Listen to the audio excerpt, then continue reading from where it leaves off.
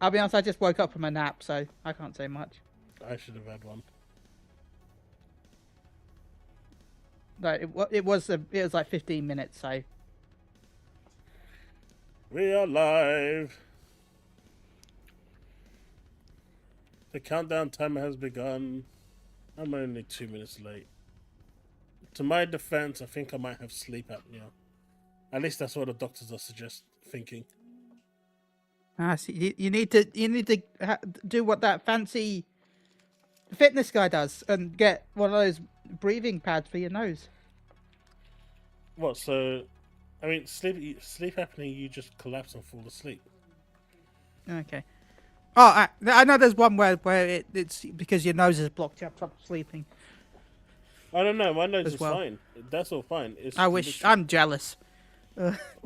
More jealous. Don't be jealous. This isn't something to be jealous about.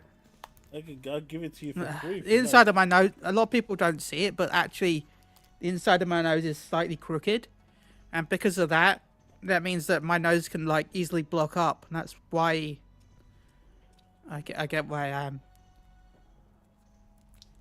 On a bright note, I've got my PS Vita SD card, SD to Vita card. That's cool. I got my 128 gigabyte SD card as well, so now I can give my Vita 128 gigabytes of internal memory. Yeah. Alright, Steve, I'm pretty sure apnea is when you stop breathing when you sleep. Yeah, I thought that was due to nose a lot of the time, Steve. See, then it must be called something else. But there's something different. There's something that basically, almost like a light, switch of a light. I feel like I haven't slept in like 3 days, and everything. Yeah, as Devin said, that's insomnia. But I don't have insomnia because I do sleep. I mean, I've been sleeping for around 15 hours a day at this point. Insomnia is when you can't sleep. So yeah, you should play Gollum, says Gaming. Then you'll sleep. Yeah. I tell you what, when we hit a certain membership goal, then I'll play it. I'm not putting myself through that sort of torment again. Right, I'm gonna be right back. What's the goal? I'll think about it while I'm going to get my drinks. Hey chat, how you doing?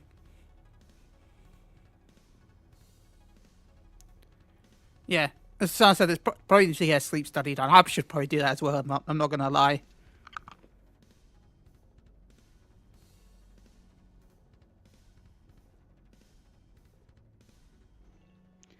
How are you all doing today? Nay! Hey, Gaming. Just turning some Pink Floyd and just piecing out to nappy time. Nice, Jerry. Good Army Xbox forever. Yeah, sure. Hey, Big B Money. Talk about Xbox stuff. I've been watching that demo guy quite a bit. He's kind of cool.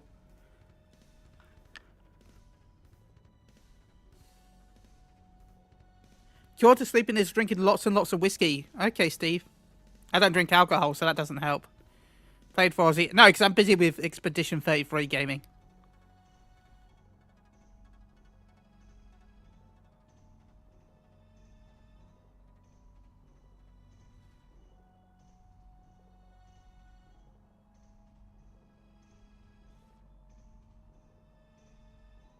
Xbox is the king of gaming and Game Pass. Good. You know I'm a pony, right? Laughing because long term that can actually cause insomnia. You know what? Probably. Chaos with pro gamers got to stick together. Yeah, damn right, Devin. It is Banisher. At least it's chilly right now. Chaos has gone. Has snuck off right now, and it's just me. Ponybot. Damn right I am. Nay, beep boop. Nay.ex has crashed. How are you doing today, Banisher? Alright, let's. How's chat doing? I'm back. Let's make a start. Welcome back. I mean, thank you. Yeah, we don't have any new games. Thanks for all your Xbox games. You're right. In fact, What stop up? giving us Xbox games because we're getting too many. How's it Sorry, going, carry on. folks? We are back with another show. Quite a bit to get through today. So first of all, I will start with... Chat, how are you? And Chili, what have you been playing among Final Fantasy 14? Well, I've been playing Fantasy 14 because the patch dropped. With the Cosmic Exploration, which has been a lot of fun. I've been playing the new DLC when it comes to Dragon Ball, which was, as I made a video about, one of the most disappointing DLCs I've ever released. I got my first ever promotional code for Hellified Zane Gaming, so I had a video made for a game that got sponsored for that YouTube channel. Nice. And I also got another code to stream yesterday from Hello Guillotine for Expedition 33. So that's what I've been up to this week. On the same channel? Again, or was big that from shout- Moogle Go Round?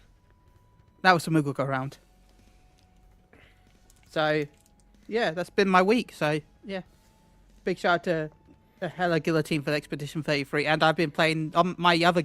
on Hellified, I got a code for collectible card game simulator from, like, December-ish. But, like, I applied and they're like, yeah, sure. So, yeah. Running my own card game shop on PlayStation. Which is kind of fun. Did you know that there's a game called PlayStation Sales that you could check out? It's really cool. Okay. It's basically all about just PlayStation sales. Yeah. And they've got another big seller coming as well called Twitter. Anyway, I had fun playing that simulator game, I'm not going to lie. So. And scamming people with my cards. And how have you been? Me, in general, I've been alright outside of whatever this sleep thing is. It's getting really tricky with my videos because I'm triple checking everything now, and some little bloopers are still slipping in. It's getting really annoying. If anyone's seen my latest video, you'll know exactly what I'm talking about. But it's happening, and it's yeah. I went to the doctors and they said that I need to get some bloods done. They've got a few ideas of what it could be, but they don't want to tell me anything until they've got those tests back. And so I'm gonna go and have some vampire sink their teeth in and absorb my blood. Other than Alex that, is blaming everyone being sleepy on the Series S. So we're finding out what the S means. Sleepy. We didn't know until now.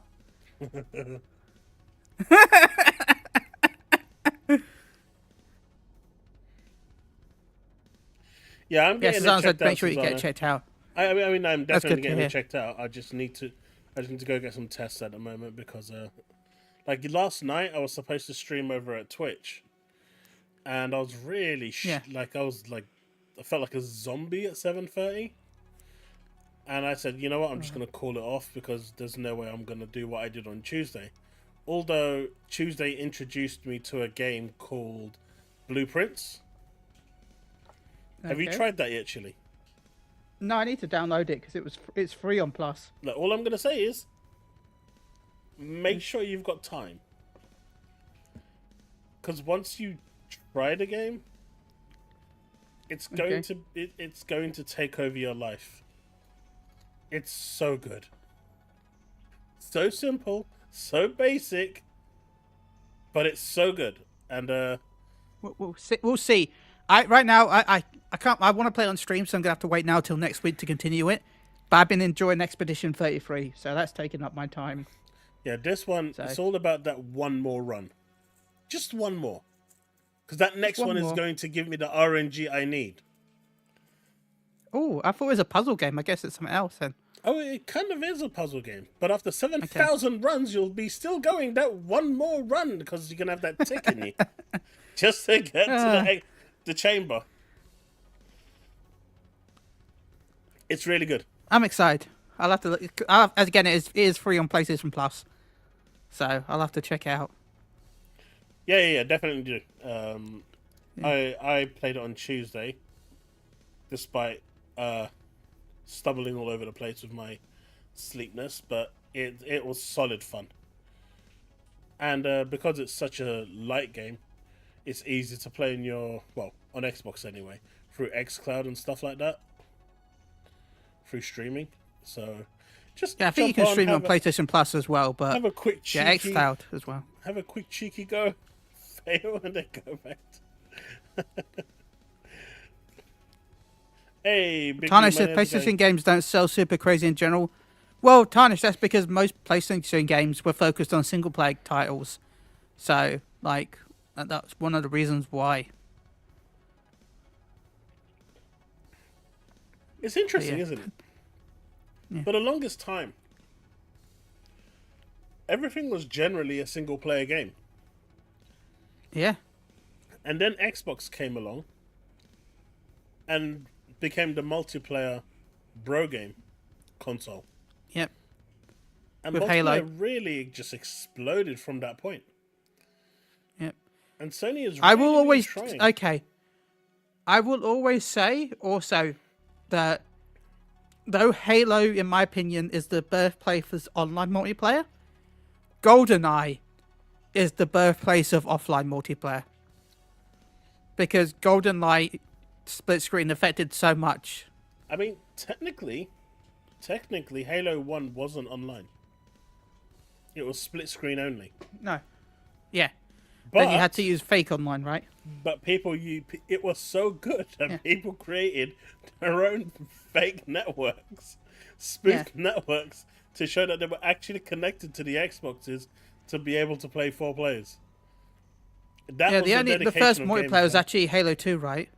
Yeah, Halo 2 was the first true multiplayer, Yeah. I think that lasted for 10 years before they finally turned the servers off? I think that was longer than that, right? Maybe. It lasted a long time. But that's why but still, as a franchise, I still feel like Halo is the birthplace of online multiplayer. Yeah. I mean, Halo revolutionized gaming, right? First-person shooters. Yeah. If you look at for everything consoles, now, at least.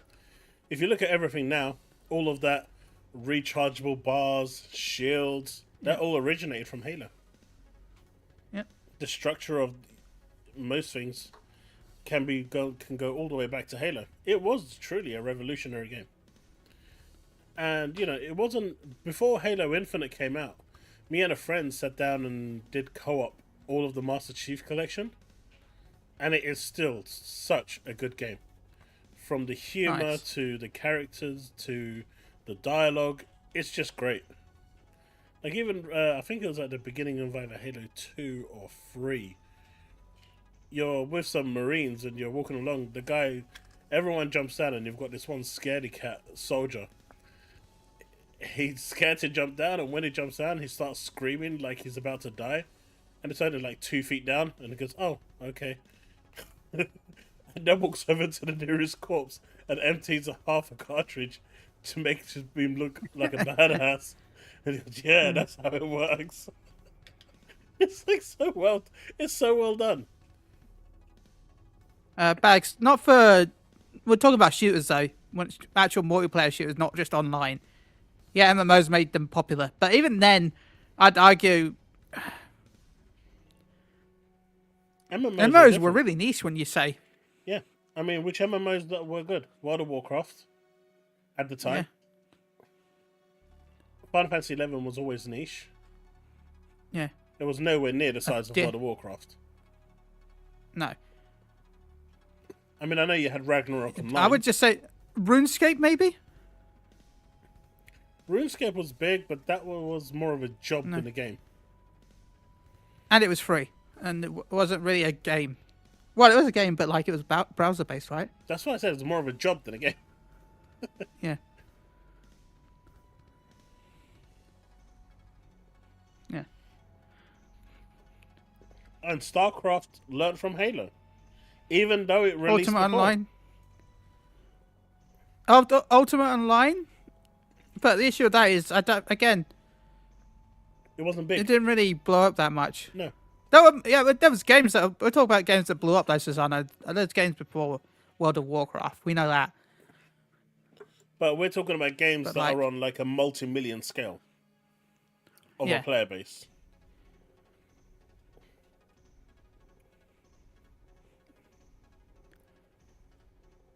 But dude, Perfect Dark or 007. while we're talking about all the goodness that's coming, what's happened? Chile, it's Sorry. time to abandon sinking PS5 shit. Hey, yeah, does I I'm thank sorry, you for the Yatta. £2? But thank you. I mean, he's not wrong. He's not wrong, right? Gotta say, Game Pass is looking great with Expedition 33, Oblivion. You've got a lot of other stuff coming up as well soon. Doom. Well, this is what I'm saying. Game Pass at the moment is smashing it. Absolutely. It's Xbox is. I mean, I released my video today. Ignore the bloopers in there of me yawning, because apparently Taz was like, "Hey, look, I'm gonna just clip everything that you've done wrong in that video and send it to you, and laugh at you Hey, while I'm doing." Taz. Hey, you know what, though, Chaos? If you're ever bored and you don't have any videos out for that day, you can just make the yawning clip. Yawning. Yawning error edition video. It's just all the yawning clips together. There wasn't enough F words left that I could find when I posted a message back to him for every single one he sent me. Yeah, there's That's what I not said. enough. Later you can just edit them all together, because everyone likes behind the scenes mistake videos, right? You can just edit them all together and then release it as a compilation, yawnpilation. Yeah, the problem is there's a lot of F-bombs in there. Because every time I make a mistake, it's usually followed with, for sake. Oh, for hell. Just put Chaos talks about PlayStation's future as the title of the video. Or like the other one where my while I was streaming, it started buffering. Oh, sorry, while I was recording. Yeah. And I had a YouTube video playing in the background. And it started buffering halfway through, and I was like, has the internet gone down again? I was having some internet issues yesterday as well, to be honest. Like, Yeah, I think kept so. lagging a little bit when watching some people. It's probably Keir Starmer's affair. It's taking up all the bandwidth in the UK. That's probably what it is. One person downloaded a video game and that stole all our bandwidth for the entire country because of how bad our internet is. Have you noticed that more and more games are not releasing on PC day and date? College football isn't getting a release on PC either. And like, it's not getting a PC at all. As someone who doesn't play on PC, no, I haven't, I haven't noticed any of it. No, but you should have like read some. I mean, I'm seeing it happen more and more. No, I haven't really read anything. This is like the third game now that's not getting a PC release. It's That's interesting. strange. But no, I haven't seen anything about it. Not gonna lie. Hey, Django, how's it going? But yeah, after all these years, Game Pass is finally starting to deliver in exponential quality. I mean, it's been delivering for a long time, in my opinion. Yeah. But in terms of like, way overboard. I mean, just this month alone, with the games from Oblivion, Expedition 33, Atomfall. What was the other one? Blueprints. I'm sure I'm missing another game. There's one more game that I'm missing. Immortals 33, I think. You've already paid more than what Game Pass is worth for a whole year. And that's not including the games that came out at the start of the year, like Avowed. Like, Game Pass this year is phenomenal value. South of Midnight.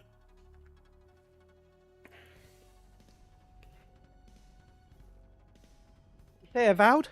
Hey, Jrogdo. Did you mention Avowed?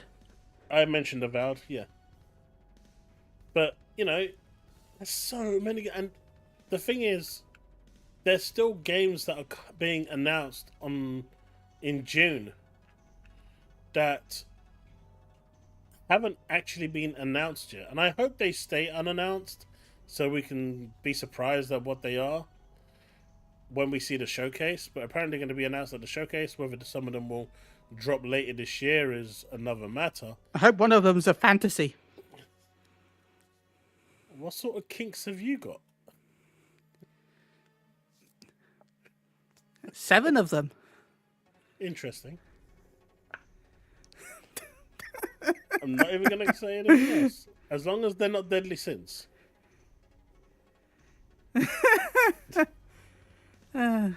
If you know, you know. But yeah, so did you manage to try out the new Oblivion, Chili? No. I doubt my PC could run it, and I don't have an Xbox, so no. And I don't like Oblivion, so there's that. I'm not a big fan of Elder Scrolls games in general because I'm not, as I've said to a lot of people, it's not that I dislike it. I'm just not one of those people that like just being plumped in the world and told to go anywhere. I need to be told the direction. I need to be, you're going that way. I need a straight path from A to B. I'm not a huge fan of open world. So No, I'm just saying. I can't. I like the story to. I mean, I think what that Japanese producer, I can't remember his name, but he said the difference between Western RPGs and JRPGs is that in a Western RPG, you yourself make the story and play the way you want, whereas in a JRPG, you play the way the producer wants you to play through the story. It's set out for you, and you just play the story. You don't control anything. And I've always preferred the linear side of things rather than the open world side. Like I probably play like 2 open world games a year at max if I can put myself through it, just because I don't mind it sometimes, but I just And someone in the chat said, you don't like Oblivion, you call yourself a gamer. Fair. But the one thing I wanted to speak about Oblivion was the fact that they call it a remaster. It's not. That is not I mean, if that's a remaster, that is the new standard for remasters. That is as much of a remake as you can make, right? There's no way that is a remaster. We've redone all the textures. We've redone all the world. We've redone the lighting. We've redone all the characters. We've redone this, but we do have one tree that's the same as the original, so it's remastered. I don't even think it's a tree. I think it's a dialogue, because they said a couple of the dialogue they left in there. Yeah. There's just no way. It's the voice acting, I think, that means. There's the voice acting, right? Because a lot of the voice acting is the same. Not a lot of it. Well. They've replaced, I think, 75% of the voice. Yeah, but there's still 25%. Therefore, it's a remaster.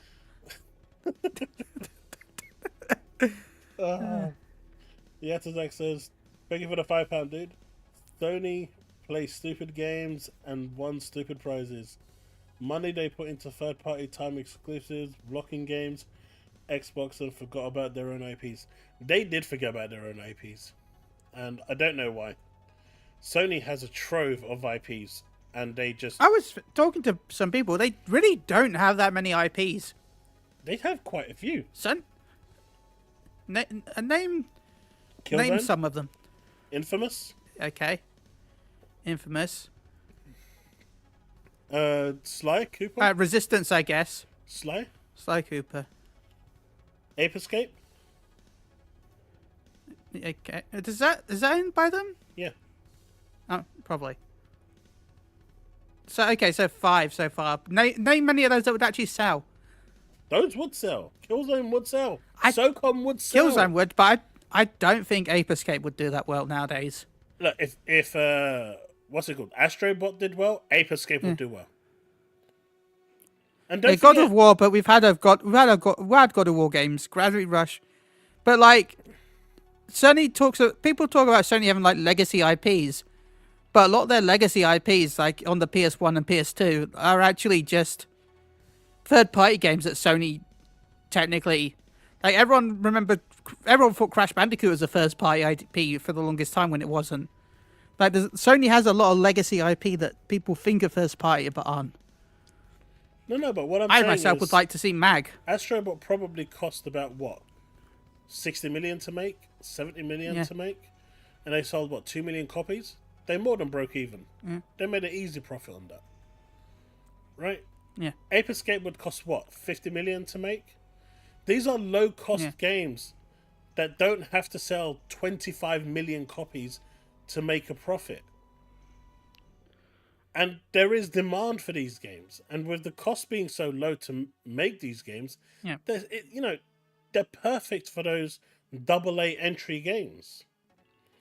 Sony doesn't seem to want to make AA entry games anymore. It seems really. I know they did Astrobot, but like overall, they don't seem to be as much. Which is weird. But which sucks. Like SOCOM would sell. I think Killzone would sell. Yeah. Resistance would sell. I still have my original save from one of the.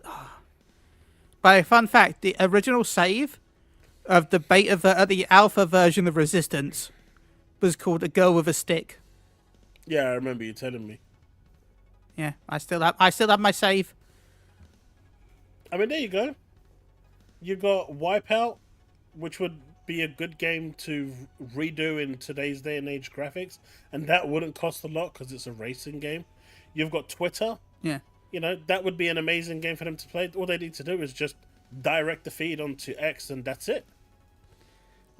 All they have to do is just watch the fanboys console warring and doing console sales numbers. Just direct it straight to Nibs' account, and that's it. You're perfectly fine. That is Twitter in a nutshell.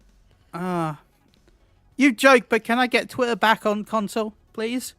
Oh, that's Elon Musk, isn't it? Yeah, I miss being able to upload my videos straight to Twitter. Concord, distant memories. The biggest colossal failure in video game history. I think you know what it was? Sony were like, we're doing so well at the moment, but the one category that we're doing really bad in is having the worst game possible. And they looked down and saw E.T. for the Atari and said, "Now we got to do one better. We got to do one better than that. We need to release a game that costs 400 million to make, and then take it off the shelf within a week. That will beat E.T." And they did, and they now have the biggest colossal effort of all time. Those consoles, those cartridges are going to start like eroding soon. We're going to have to make sure that we've got replacements for the sinkhole that is ET. Why did they take Twitter away? So basically, there's a service fee that all companies have to pay Twitter to allow them to use their APIs to post directly from their platform onto the social space. Elon Musk then turned around and said, "Right, you've been giving me like $2.5-3 grand a year for this. Yeah. Well, now we want 50 grand a year." And they said, "Yeah, no." I think it was more than that, but I'm just giving you an example of. Sorry? Yeah, it's a lot. I think it's. Sorry, it Paul like said I have a real box ET. Yeah, I think it's a lot of money. Yeah, it was like $500,000. But I think it was also based on the size of your company as well. Like it scaled up because Sony PlayStation and Xbox are so big. Yeah. Yeah. So and because a lot of people post daily, like they said, "You know what? You're good, man. Yeah. We're okay with that. We don't need to do that." And so now there's a workaround that you can do. You save your pictures, and you go to the mobile app, download them, and post them from your mobile app. But that is so long-winded, I can't be bothered. When I see people like Nibs and stuff posting it, they got more time on their hands than I can imagine. Can you imagine? Hey, I post on it. You got more, but you're a PlayStation fan, see? You guys got nothing to play. Yeah. So that's all right. And but to be fair, I don't do it all the time like he does. Like, Like I do if I get a cool picture in Final Fantasy and you don't stuff. see Xbox fans doing that. They're too busy playing games on Game Pass. We got like too Yeah, many but games. cool pictures. You guys are like, 1 minute. It's okay. I've only got this one game for the next 6 months. I need to drag it out. Let's go. Veteran says Concord didn't cost Sony 400 million. You Xbox cheerleaders are always around. Another company invested 200 million in Fireball. Yeah, but Sony reversed their investment. Sony paid the 400 million over time. But I will add on that people seem to think, the reason why Sony is not like releasing games is because they're still paying off the 400 million. No. That's actually been written off. That 400 million has not been a loss at all for them now. That's all been sorted out. Who would So say that? like the No, 400 million that reason Sony paid has been covered. The reason And, why they're yeah. not releasing games right now is because they don't have anything to release. They're years Yeah, out they now. were too busy making a load of different online games of a service titles, which, as much as Sony fanboys hate, I still support. I still support Sony investing in the idea of a games as service title because I understand why it's a lot of money. But you agree that the 400 million Yeah, was the grand total, right? yeah, it was about that. When you include what they plan to do for advertisement. Yeah. And you're a Sony fanboy, right? Yeah, Okay. I am a massive pony. Right, so veteran, when you say you Xbox, I have a pony on the show every Thursday. Nay. So we can have this debate back and forth. So it's not just Xbox shilling on Xbox. Right? I deliberately got Fake someone who pony. is a pony to join me because it makes the conversations more fun and entertaining. Fake pony. Yeah, it sucks that Sony cancelled factions. They Days Gone cancelled 2. factions for Marathon.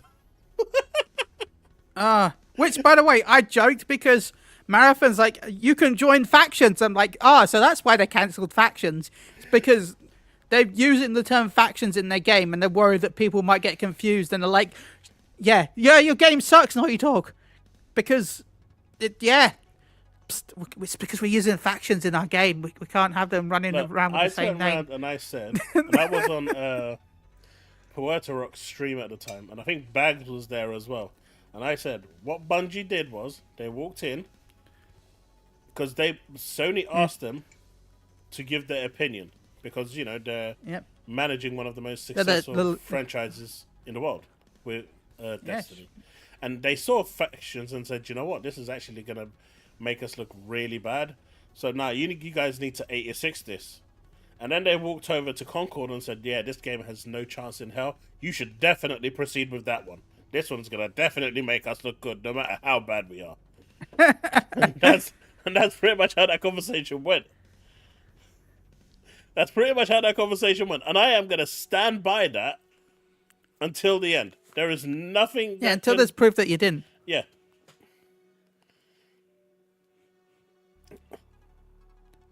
And I know, everyone in that stream tried to say that I was chatting rubbish, and I was thinking, nah, that was facts. Because only after Bungie went and saw what factions was, it was only after that point when they pulled the plug. So no way that was gonna be.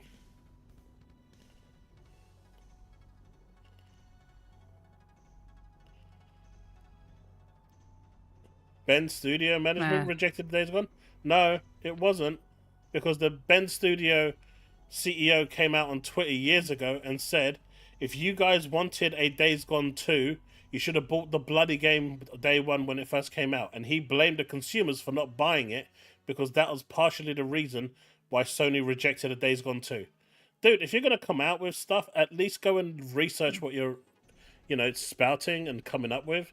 Because all you're doing right now is spouting misinformation, and you really don't know what you're talking about. I don't mind if you come with factual information or even semi-factual information, but if you're just going to out and out lie about this information, just don't bother even. Unless it's really funny. I guess that would work. You know, I mean, I don't mind people coming with factual information, right? But don't Yeah. come along and just start lying just to try and prove a point. What's the point? But Expedition 33 is doing insane. Yes, I'm so happy it's 51,000. doing. I was worried. I was worried about the fact that like Oblivion dropped it would affect it, but it doesn't seem to affect it at all, which is nice. I mean, So Steve, you saw what Devin was doing when we were playing Dead by Daylight, right? Oh, I'm not going to listen to anything as the killer or actually watch. As soon as we all switch to the game, man switches off the deafness on Discord and goes straight listening to everything we're doing.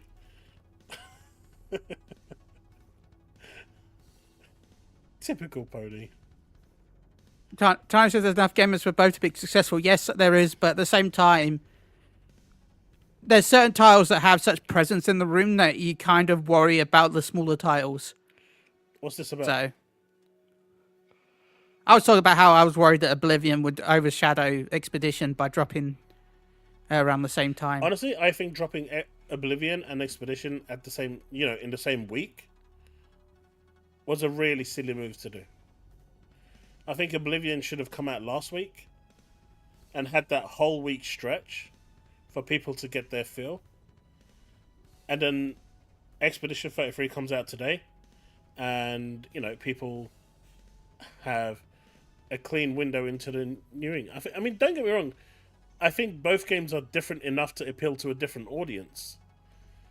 But why would you potentially jeopardize a game? They're both really long games, though. They're not. So They're not. Expedition is like 20 hours. fair. That's I don't know. It's quite long. Oblivion is like 200 hours. Oblivion's as long as you want it to be. Exactly. And she's very grateful. It's fine. Steve says that it's poop. Can I? I wish I could ban him. This is the first time I've ever wanted to ban him. Who's E33? It's fine. Expedition 33 is poop. I'm guessing is what he's saying. Mate, he said he turned it off within the first 5 minutes of the game. The first 5 minutes is the cutscenes. There is no game in the first 5 minutes. The guy's Gustav is talking to Mabel for the first 5 minutes. Yeah. You didn't play anything. I played 5 minutes of it and hated every second of it. You did really play 5 minutes if you 5 minutes speed run. Yeah, I watched 5 minutes. It's like, what are you doing? I was like, man, I guess I put it on and I was like, man, I guess we're gonna get sucked straight into the game and it's gonna give us the combat and everything.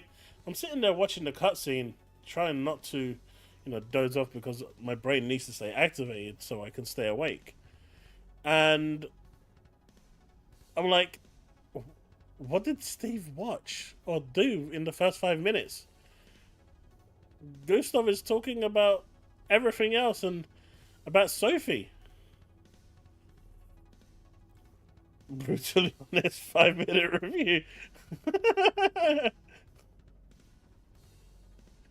Well, if I'm going to be brutally honest with my 5-minute review, my main flaw with the game is the fact that I find the audio seems to overpower the voice sometimes when it comes to cutscenes. Fix that in the menu. Yeah, but why should I have to turn it down for videos and then turn it back up afterwards? Don't turn it back up. I always leave the master volume at 100, dialogue at 100, music at 8, sound effects at either 7 or 8, and menu at 7. But I'm just saying, I really shouldn't have to do that. It should be balanced as it is. I haven't played a game in the last year that's been balanced. I've always had to go in, lower everything else, or they just overpower the music. I mean, it's like when I'm watching a movie, or like watching some TV series. Lately, I've been watching, I'm not sure if you've heard of it, Lincoln Lawyer. No. And it's really cool, and then the title comes on, and it blows the windows wide open, like straight through, shatters the windows, it's so loud. And then it goes back, and it's like, everyone's whispering again. It's like, why need you do this? But yeah, Charlie Cox from Daredevil was also one of the voice actors, which is cool. From what? So, yeah, Expedition, the main character is Charlie Cox from Daredevil. Oh, is he? Yeah. Didn't recognize. Well, Ghost of. Yeah. They've got a pretty star cast for that thing, haven't they? No, they done really well. Honestly, they've done really, really well. Also, I found out from Twitter. I don't know. I don't know which song it is exactly off the top of my head. Twitter. But one of the songs is actually sung by Ben Starr in the game. He does the vocals. You have a. Let's see if we can word this correctly. I'm just gonna say it. You simp for Ben Starr, don't you? Damn right I do. Ben Starr's awesome. There you go. I got to have. I had the meal with him before a fan fest. It was fun. So, got to see him at distant. Well, Ben Starr is cool. Ben Starr is cool. But he's basically the Troy Baker of this generation. Yeah. I can agree with that. No, he's good. I like him. I do like Ben Starr. Yeah. Are you playing? No, I'm playing in English, Leaf. At least I am. I don't know. Why would I play in French dub? Yeah. I want to understand what isn't they're it saying. French? It is a French, but why would I want to do that? It is a French. Hey, look. Gorsey said, I'm disappointed that Daredevil Born Again has ended. Yeah, it was so good. I don't know if you've seen it, Chaos. What's that? Daredevil Born Again. Was I the only one disappointed with that series? I guess. There was almost no Daredevil there. Like maybe one episode. And that was it. I mean, it probably doesn't help that it was going to be 18 episodes, which was then cut down to 9 because of Disney. I don't know, it just feels like they went too slow with the whole coming back, and you can already tell where the story's going to go. His girlfriend's going to find out who he really is, and then she's going to get pissed off because he lied to her, and then there's going to be that drama that they have to deal with. That's going to stir up other feelings with, I forgot the guy that died now.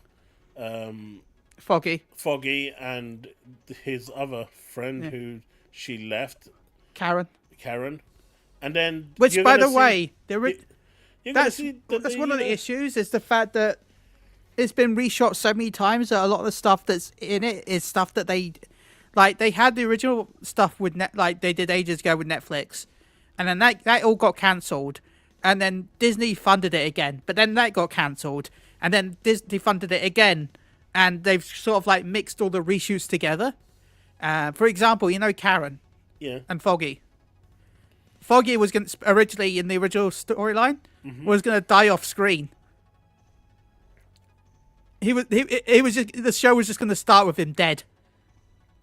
We had no idea how he died or why he died. The original plot was he was just dead for some reason. And then Karen was just added because a lot of fans wanted the character back, so they added her back because of that. Well, apparently next season they're bringing both of them back. Yeah, Foggy's coming back in the next season. Yeah, but he's dead. No, he's not.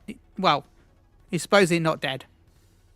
Look, it's based on a comic book series where I can't remember which exactly it is, but where one of Daredevil's friends gets killed, but in reality he was just drugged so his heart stopped, but he wasn't actually dead, and he comes back later.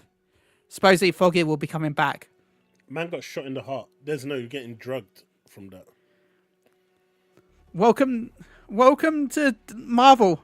Unless they open the portal, Doctor Strange opens a portal to the multiverse and drags out another Foggy from another multiverse and says, "Here you go. Here you go. Here's your buddy back." I will say, I will still complain about Sony. I love Sony, but I will complain about the fact that, all of this is going down. Kingpin is causing like riots around New York and stuff like that.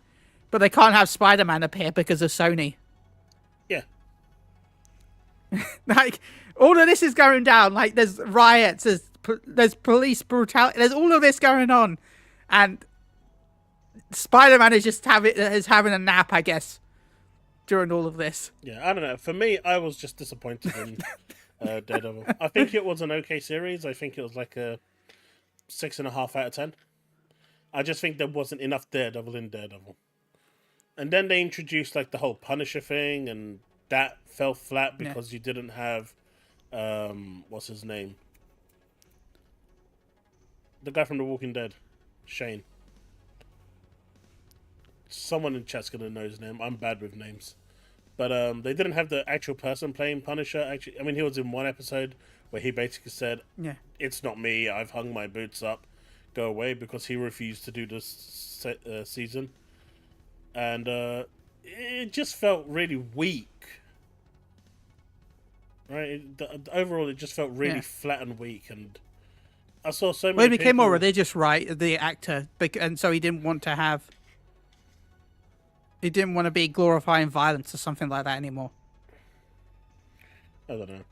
Yeah. It just, yeah. So, there's an interesting little thing that got announced this week. And I know you know what it is. It's coming to PlayStation. But it's interesting, right? Because it's coming out on October the 2nd. You know what game it is, right? Off the top of my head, no, actually. It's Ghost of Yote. Oh, yeah. So Ghost of Yote is landing on October the 2nd, which I'm looking forward to. I really like Ghost of Tsushima. Right? But when is GTA 6 going to land? If it is even landing this year, or is it going to get delayed until next year? I thought it was going to be November if it was going to be released. I mean, November is the time of COD. End of October, either end of October or the first week of November is when COD releases. That's its window. It's always been its window. So they're not going to want to compete with COD. COD is, you know, a megalomaniac giant. I don't think... if anything that wants to compete with COD, it's GTA. Yeah, but why would you want to do that? Why would you want to compete with another giant? I mean, if you wanted to compete with something like, say, Uncharted, The Last GTA of don't Us, care. SOCOM, you know, Killzone, Gran Turismo, GTA doesn't care. GTA doesn't care what releases. Basically, anything in the releases. PlayStation library, that would be your... It wouldn't matter. GTA would just do it, like every other company has done it to Sony. But I think... I'm sorry, but no, anything that GTA releases, nothing cares. GTA doesn't care about anything.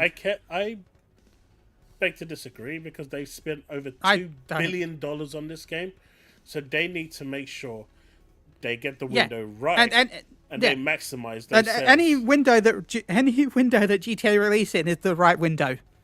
I don't think so. Yes, yeah. There is not a single other game that can compete with GTA. The only game that can compete with it is COD. No, COD can't. If you're talking about COD in its prime, yes. If we're talking Call of Duty 4 days, millions every year. Yeah, it could, but it still won't compete to GTA. So let me get this right. People are going to go and spend £100 on GTA when they can get COD on Game Pass. Yes. No. Because again, as you just said, people can get COD on Game Pass, and therefore they're going to play COD. They can spend the money on GTA. No, they're going to play COD. No, don't get me wrong, GTA will sell, but it is going to hit its sales. If you think that it's not going to affect its sales one bit, you're delusional. Yeah. I'm not saying it will, because as you said, you can get. As I said, you can get it on. Yeah, but that's Xbox. What about PlayStation fans? You know, The the ones that PlayStation say, fans will probably just jump onto GTA. Trust me, it'll probably be the worst selling Call of Duty on PlayStation. I don't If agree. if we're saying they're competing. Now, are we talking about if GTA releases at the same time with online? Because I actually feel like the online may come out later still, like they did with the original GTA 5. What's that? Remember, GTA 5 dropped and then GTA Online dropped later. I think the online will drop after. I don't think they're going to drop the online at the same time. I think Yeah, they're gonna in push which the single case, player. then that's the only way Call of Duty can stand a chance. It's because people will be buying GTA for the online mode. The single player mode will be barely a thing. Well, it'll be a thing, but like not the thing that drives the sales for years. Yeah. I'm I think the only game. What game would I? I think no, I don't think. Maybe Elder Scrolls 6 would be one of the only games that could somehow compete with GTA 6. Do you think Ghost of Yotei can stand up? No, as I said, literally nothing except for maybe Elder Scrolls 6, and even then, I doubt it. But What that's about only Elden- because Elder Scrolls 6 What about has Elden been Ring 2? like.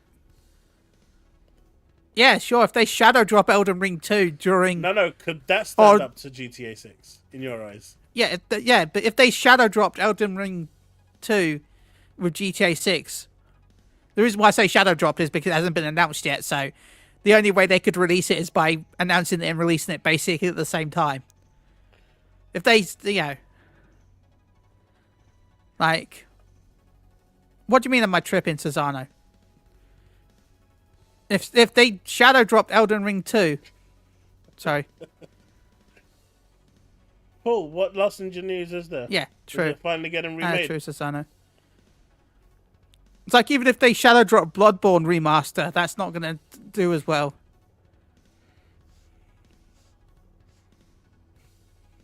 But GTA 6 is just one of those games that if you're releasing in that month, congratulations, Your game is you've dead. lost. I still think COD will Yeah. sell really well. I'm not saying it's not going to sell, but it's the sales going to be hurt. I mean, so will GTA. Yeah, no, it won't. So you're saying, so let me just get this right. You're saying that if they were going to sell 10 million copies in October, if COD released, they would Yeah. still sell 10 million copies? Because by definition You mean of what GTA? you're saying is that them selling less copies of COD means that Yeah. COD is taking part of their revenue. No, And well, let's I not guess, forget, yeah, but a the lot of... only first-person shooter that actually sells on PlayStation Yeah. is COD. Which, again, GTA is not a first-person shooter. Or at least we think it's not a first-person shooter. For all we know, it could be. We don't know. We haven't seen gameplay of GTA yet. We don't know anything about it. Look, They could all make I'm a gonna say is this. twerk. Every year, people say COD is done, COD is finished, no one plays COD, no one wants COD, Yeah. and then it goes on to sell billions. Yeah. There's a difference, though, Every between most single games. year. There is a difference between normal games and GTA, though. And I will always say that Call of Duty sells a lot and will continue to sell a lot because it's a well-known In franchise. this economic climate, But you're talking manager, about GTA. yeah, yeah, I think, GTA does have I think first people person are view. going to be very surprised on the sales. I think it's going to do phenomenally well, but I think people are going to be surprised at the actual output, especially when that game comes out at £100, which I believe it will do. People will finance GTA 6 if they have to. That's just dumb. If you can't... Look, I will say this now and I'll say it again. If you can't afford to buy something, don't buy it. Unless it's a house, you have to mortgage that. But for small purchases, if you have to go and start financing shit, that's a problem. You should never do that. Well, Just they be will. like me and keep pestering Steve to buy you a 5090. Eventually, he's either going to block me or actually buy it for me. I'm going with the latter and saying he's going to eventually buy it for me. But, you know. I guess not everyone has a Steve.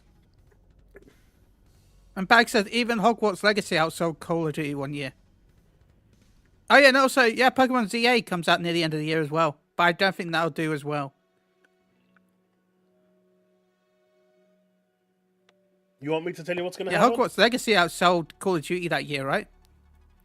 Hogwarts is massive. Well, guess what else is massive?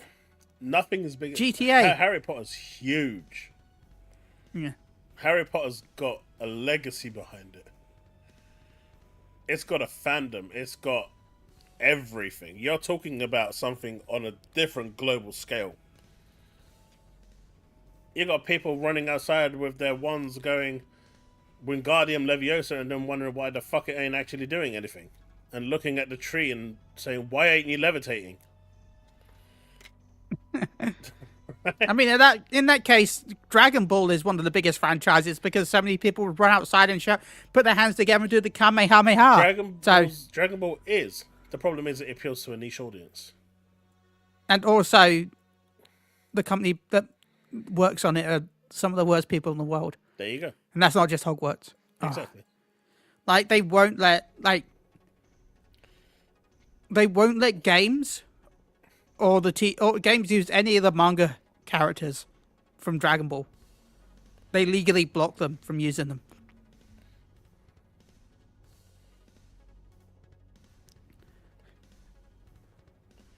Oh, really, Paul? That is cool. That's cool. See, Last Ninja was one of my favorite games of all time. It was on a Commodore 64. By memory, if I remember correctly, Last Ninja 2 was one of the first games to get a straight 100% in review scores. It was so good. And they tried to remake it back in the OG Xbox days. There's actually a playable demo out there. I did want to get it, but they put it on Kickstarter, I think, at the time. And you had to pay like 500 quid for a playable demo from EA, and I was like, I'm not willing to do that. But it didn't really work out the way they wanted to, and if you remember a software development company called System Free, they actually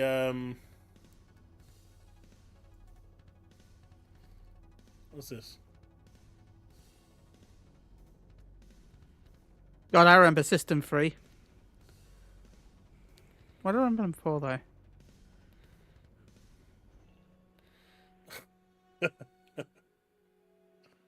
Oh, James Pond. That was it, and... Oh, yeah, I remember Ferrari the Race Experience. They actually had me review that on PlayStation. But yeah, System Free, basically, who was developing it... Sorry, I got sidetracked. Someone sent me something. They looked at... They restarted. They rebooted the development 4 times, I think. And in the end, they basically said that no matter which way they tried to make the game at the time, they weren't in a technological advanced position where they believed the game that they wanted to make would do it justice. Every time they made it, it just turned into another generic style ninja game. And they wanted to make something special. And so they scrapped it in the end, and it never was to be. But, you know, I can respect that, but I'd still love them to go back one day and... I mean, they don't exist anymore, but whoever took them over or bought the IP, I'd love them to go and make the game.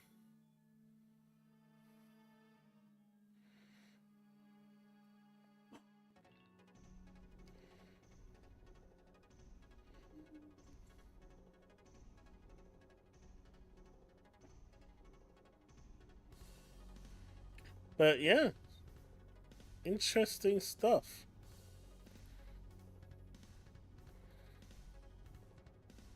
But yeah, I wanted to double back onto Oblivion real quick because did you see the trailer to it?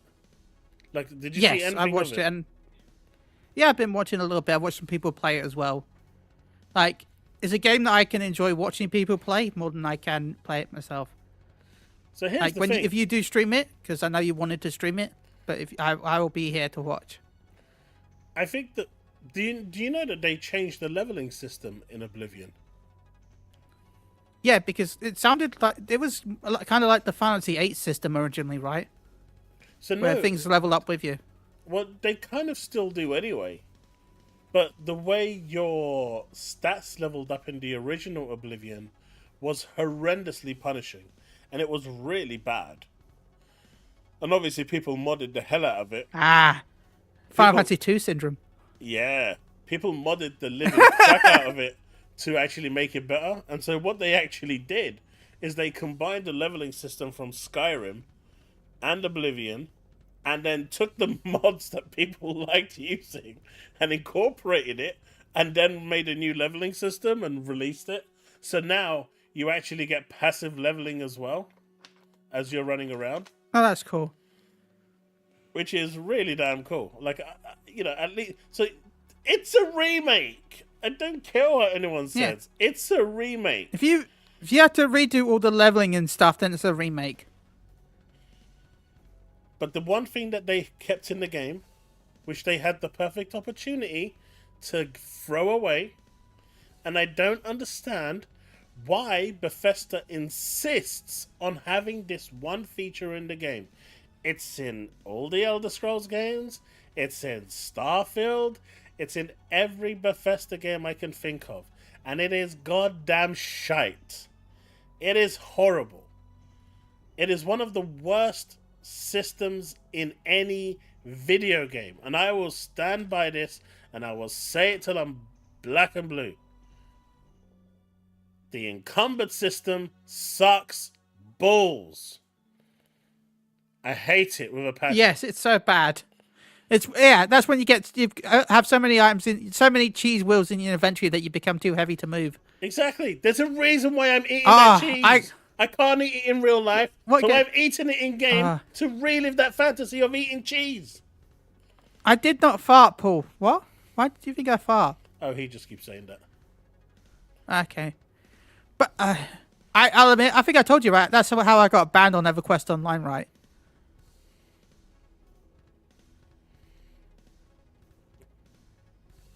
Did I tell you that? No. Okay. Because I was playing EverQuest Online, but this was just before Fantasy 11 came out. Like, I got my hands on Fantasy 11. I'm like, I know I'm not going to play this again. I'm not going to play this game ever again. I think it was EverQuest. I can't remember. I think it was that. Or it was another. It was an online MMO, right? I'm like, I know I'm never going to play this again. So I decided, okay, I'm going to give away all my money. So I decided, okay, I'm going to give away all my money to some random person. Right?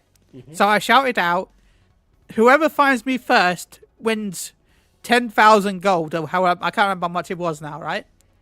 Okay? Mm-hmm. And they did find me, and then I traded them over 10,000 gold in copper. But how the game worked was the fact that the money actually had a weighing system. So if you had too much on you, you couldn't move. So I gave the guy so much money that his character couldn't move.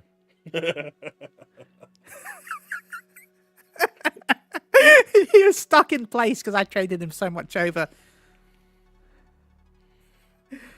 And so someone reported me for that, and I got banned. That's harsh. You made the guy rich. So Leafstorm says, incumbent system needs you to get good. And do you know what? I finally have got good. I finally found a solution. It's called the mod. My inventory now is like minus 5,000, my weight.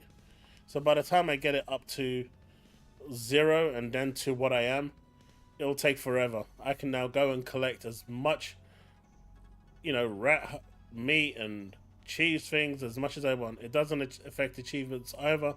So I am happy. I am good because now I don't have to worry about it. Hey, you're the one that sent it to me, Steve. But yeah, I modded that. I modded that straight out. That is one system I don't want to deal with. I don't want to entertain. Nothing. I don't even deal with it in Starfield. I absolutely despise that thing. There's no reason to make it where you can't carry stuff. Well, I think Big Money earlier was trying to invite me to an Xbox podcast. So I saw your messages in chat. I missed it. By the way, that was an interesting podcast to watch you on. Demo.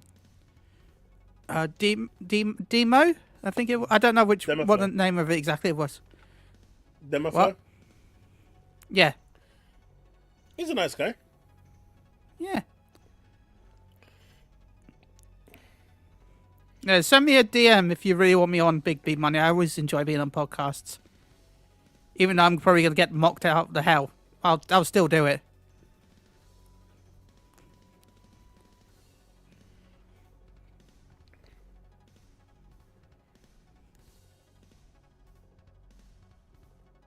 That's alright, Paul. I can eat cheese, so make sure you get my address correct and send it my way.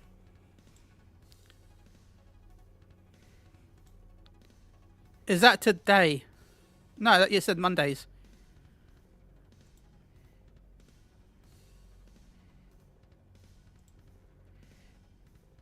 Yeah, I was going to say 6 o'clock in what time? I have not checked out Legend of Overfiend. I'm sorry, Paul. I don't think I promised it, though. Not sure, Byron. If it was very lax because I never hit it. Yeah. Yeah, you probably don't want to check out Legend of Overfiend.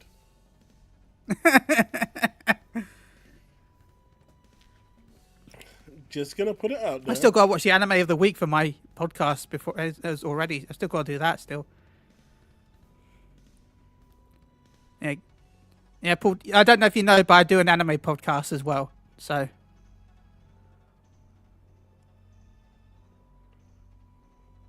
You seen this? This is crazy. So Switch 2 game pre-orders have been up in Japan for a few hours, revealing all physical third-party games so far, except Cyberpunk, that are not Nintendo Switch 2 editions, to be shipping on game key cards only.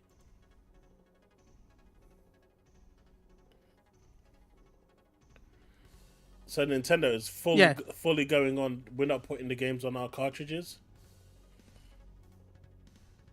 And some of these games were like DS-ified, right? They were on DS.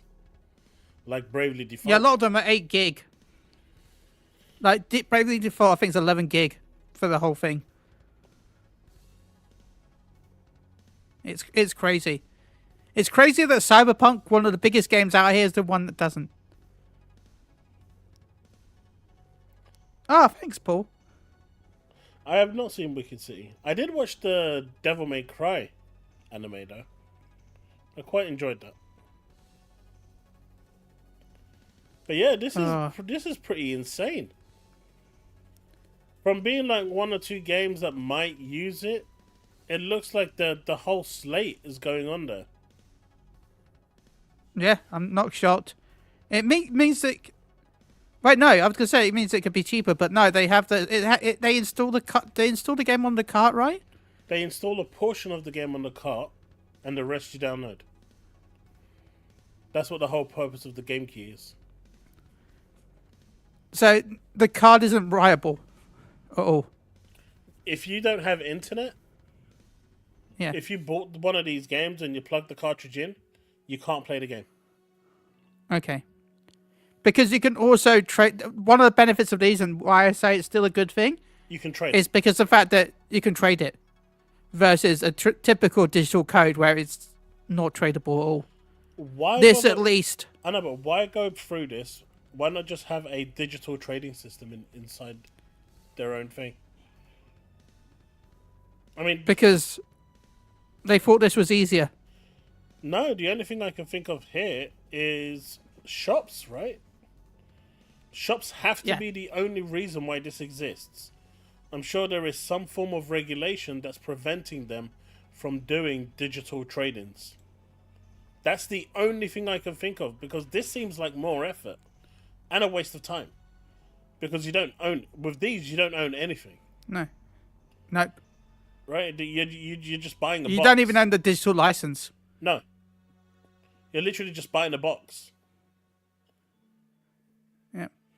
Because at least with the code, you have the license on your account. So even if the servers go down, technically you can download it.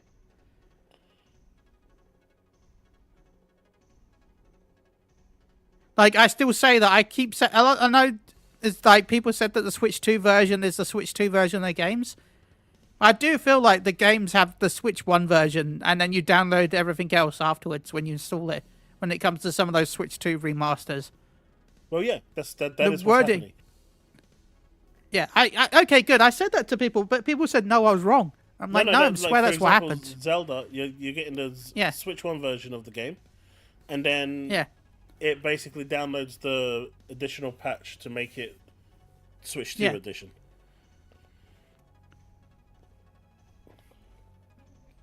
But I just don't see... I mean, outside of that being the likely outcome where they're not allowed to do digital trade-ins because it would pretty much kill online shops entirely. That's the only thing I can think of. And it would also destroy physical boxes as well. It would just absolutely destroy physical sales. Yeah. But this just, to me, doesn't make any sense. This is technically just a digital thing. This is why, like I always say, if I can't buy the game physically, like there's certain games on Xbox that I want to buy a physical version. But if I can't buy the physical version, there's no difference between me buying it digitally or owning it on Game Pass. They're both the same. I'm not ever going to be in a position where I don't have Game Pass, so what's the difference between owning it and having it on Game Pass, which is why I stick to Game Pass. Yeah. I mean, obviously, if the game comes off Game Pass, then I'll buy a digital license if I still want it. And at that point, it'll be discounted anyway. Discounted normally. to hell, right? Yeah.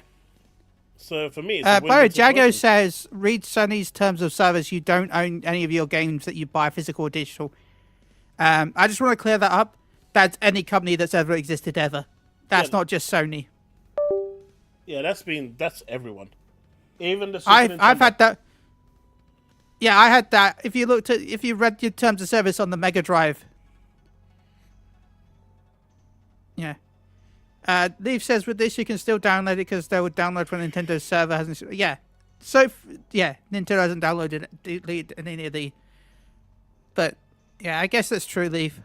You can game share on both Xbox and PlayStation, David. Yeah. You just got to know how. And No, but the difference between the physical box is you can even game share on the Switch, right? I'm not I think quite there was sure. a way to game share on the Switch. I don't know. But the difference between a of physical course, we don't know and a digital legally. license is that once I have the physical, yes, I don't own it, but I can sell it, I can borrow it to someone, I can do what I want with it. So you have more options. Yeah. And I mean, yes, technically, Sony, Microsoft, anyone could just release a firmware update and kill that game entirely. That's always an option, but you have a bit more ownership when you have a physical. It's not the same as a digital license. Like, I can borrow my physical to you, then to my brother, then to whoever I want. With a digital license, you don't have that option.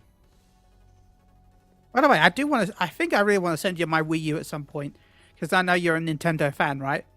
I mean, I wouldn't say I'm a Nintendo fan, but I play on Nintendo, and I like Nintendo. I don't like what they're I doing would like now. you to see my unique Wii U where the gamepad has to connect via an Ethernet cable. I still can't because believe that. it has a normal aerial and an Ethernet cable you have to use to plug it in.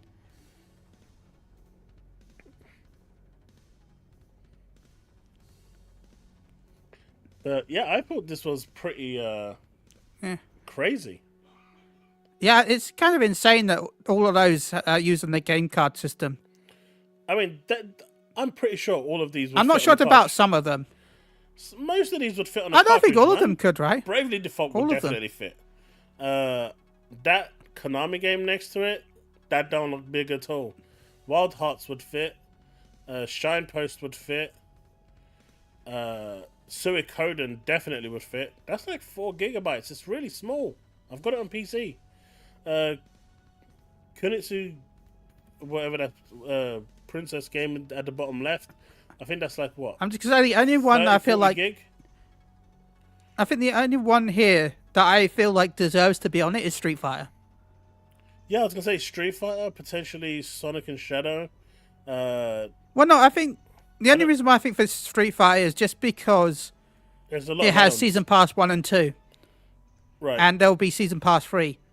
So, like, Yakuza that's might what- be too yeah. big. Damon X Well, no, Machina 'cause- might be big. remember the cartridges go up to, what is it, 70 gig? I don't know what size they're. So I feel like all of these should fit.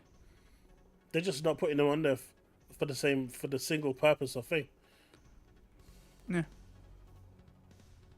Making you.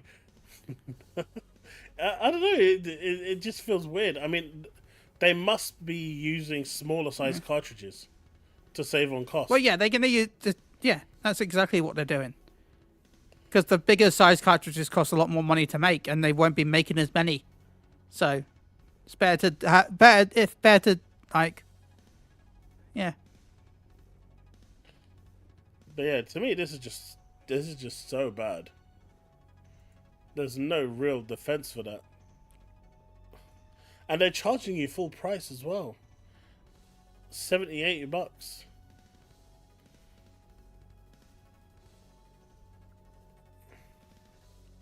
That's mental. Which is crazy. They should be cheaper because of the way they are, but that's just me. I mean, you look at. But then I also don't think the price of the games is that, like, a lot of people complain about the price, but mainly America's gone up. And if be honest, the price that America is now paying is about the same price that we pay anyway. The only thing that's gone up is the fact that they've actually started using conversion rates. Or I would either go with chips or roasties. I'm not a mash person. Okay, if me, probably chips. Just because roasties can be so hard for people to actually get right. Chips, Yeah. I find are easy enough for most people to do properly. Ooh, actually, chili. I was listening to the radio today, and they've made some scientific advancements. So In there was the power of chips? no. Actually, it is food Ah, okay. related, and it's Okay. related to allergies. So this might be something you Ooh. actually genuinely want to look into. So nut allergy is 'cause very I have a common, lot of those. Yeah. and they've been testing it on people who have pretty much allergies to the point where it could actually pretty much kill them. Hey, that's me. And now, those people that were deathly allergic to nuts can actually eat nuts. It's taken a few months being on this experimental medication, but now they can actually eat nuts without it actually causing any side effect. So there is I know hope they had- that one day you could eat beans. And some No, that's a nuts, legume. just not these nuts.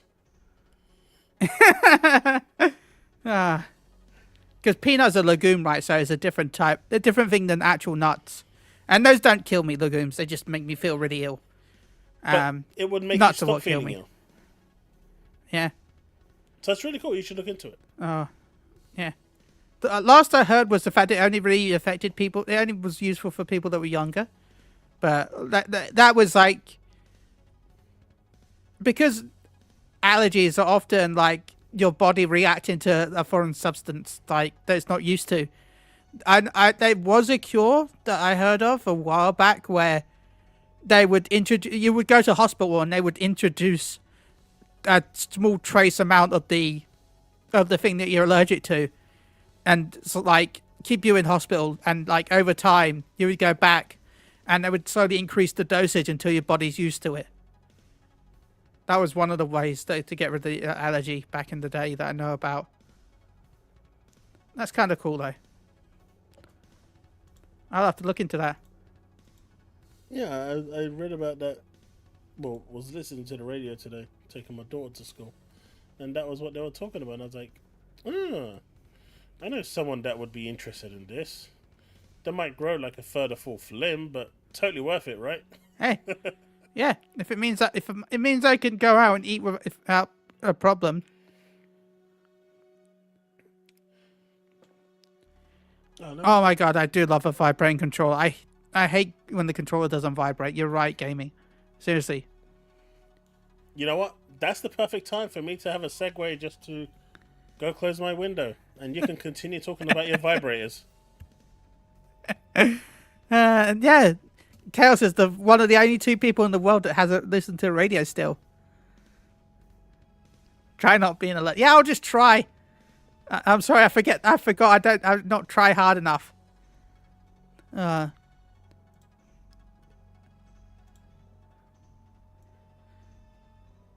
how is chat doing? Don't eat Five Guys. Yeah. Five Guys would. Yeah. Not only do they cook in peanut oil, they give you free peanuts, right? Yeah. No, I'm good. I'll pass on that. I will pass on Five Guys. I won't have any Five Guys in my mouth. I've been playing Bravely Default. Nice, Byron. I still listen to live radio. Oh, that's cool, Jago. I haven't listened to live radio in so long. I was actually on one a few years ago, actually, as a host. It was quite fun. Psychic ups, you say.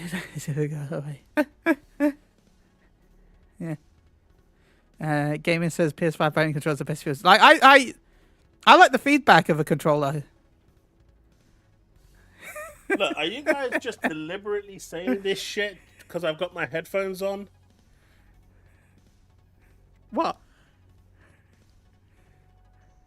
You don't like Five Guys and you don't want Five Guys in your mouth? Yeah, I don't like Five Guys. So would you That's like the name Four of the Guys company, right? or Three Guys? I'll stick to two. One per hand. Jesus Christ, this is not that type of show, folks.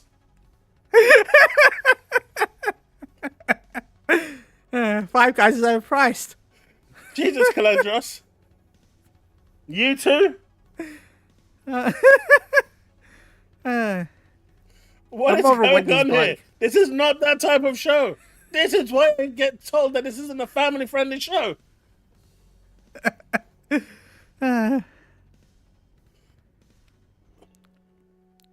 Oh my god. Yeah, we're all talking about the fast food place, Chaos. Yeah, I know. We went to the burger place. They've got one in Bluewater. I don't know. It just sounded really funny when you said, "I can't. Yeah. I don't want Five Guys in my mouth." I was like, "Okay, Chili. Why do you think we're going there? Okay." True Pony Esquire. I actually really. I know a lot of people are gonna hate me for this, but I actually really enjoy KSI's fast food place. I don't know if you ever been to that one. Which one? KSI? No. But I will say he has his own... that the Five Guys burgers are pretty shit. It was so And I've bland. heard they cost you like a house. 15 quid. And they were so bland. We just left it there. It was just... I mean, their chips are nice. But the burgers are just not worth the money. I think they've got one in Bluewater. If you ever go to Sides, which is the Sidemen restaurant, by KSI and all that, I would recommend it. I actually really enjoyed it. And what was nice was the fact, and what was nice, it was all allergy free. A lot of all the desserts and stuff like that were allergy safe. So that's why I like it so much, because I could actually get a dessert, which is very rare. So where is KSI's restaurant in Bluewater? I think there's one in Bluewater. I'm gonna have to look online.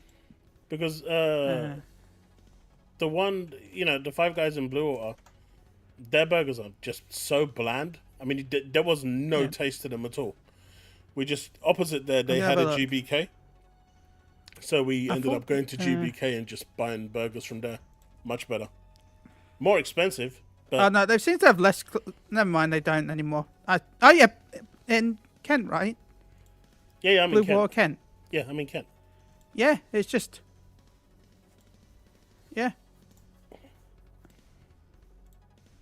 It seems to be. I don't know where the hell it is, but yeah, it's called Sides, and it's. Yeah. That's in Blue Water. Yeah, that's done by that's the KSI's restaurant. All right. It's a chicken place. I do recommend it. Like.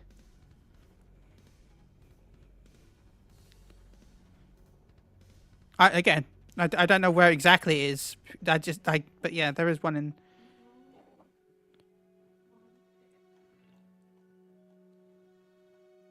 So, Chili, one of the conversations that I was told to bring up today was Okay.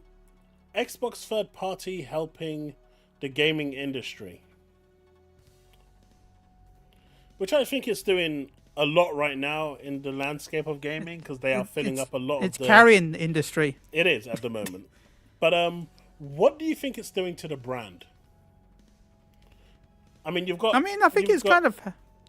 you've got the games coming out, but what do you Yeah. think it's actually doing? Is it making the Xbox brand better? Is it making it more warranted, or is it having an adverse effect on the brand, and the games themselves are shining even more so? I don't think it's helping the Xbox brand at all, but that's just me. Like, it's helping the Microsoft brand, but I don't think it's pushing Xbox. That's just me. Chat, what do you think? I don't think it. Yeah, like, you think Microsoft more than you do Xbox nowadays when it comes to that. Define Xbox. To me, Xbox Yeah. is the console. It's a box.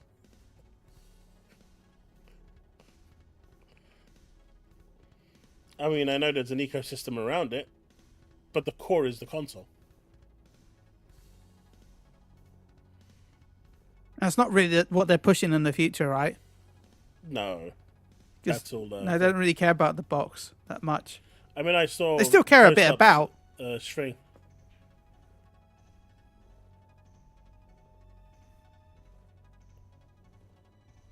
Yeah, as Jesse says, Xbox is an ecosystem to Microsoft. That's all it is now.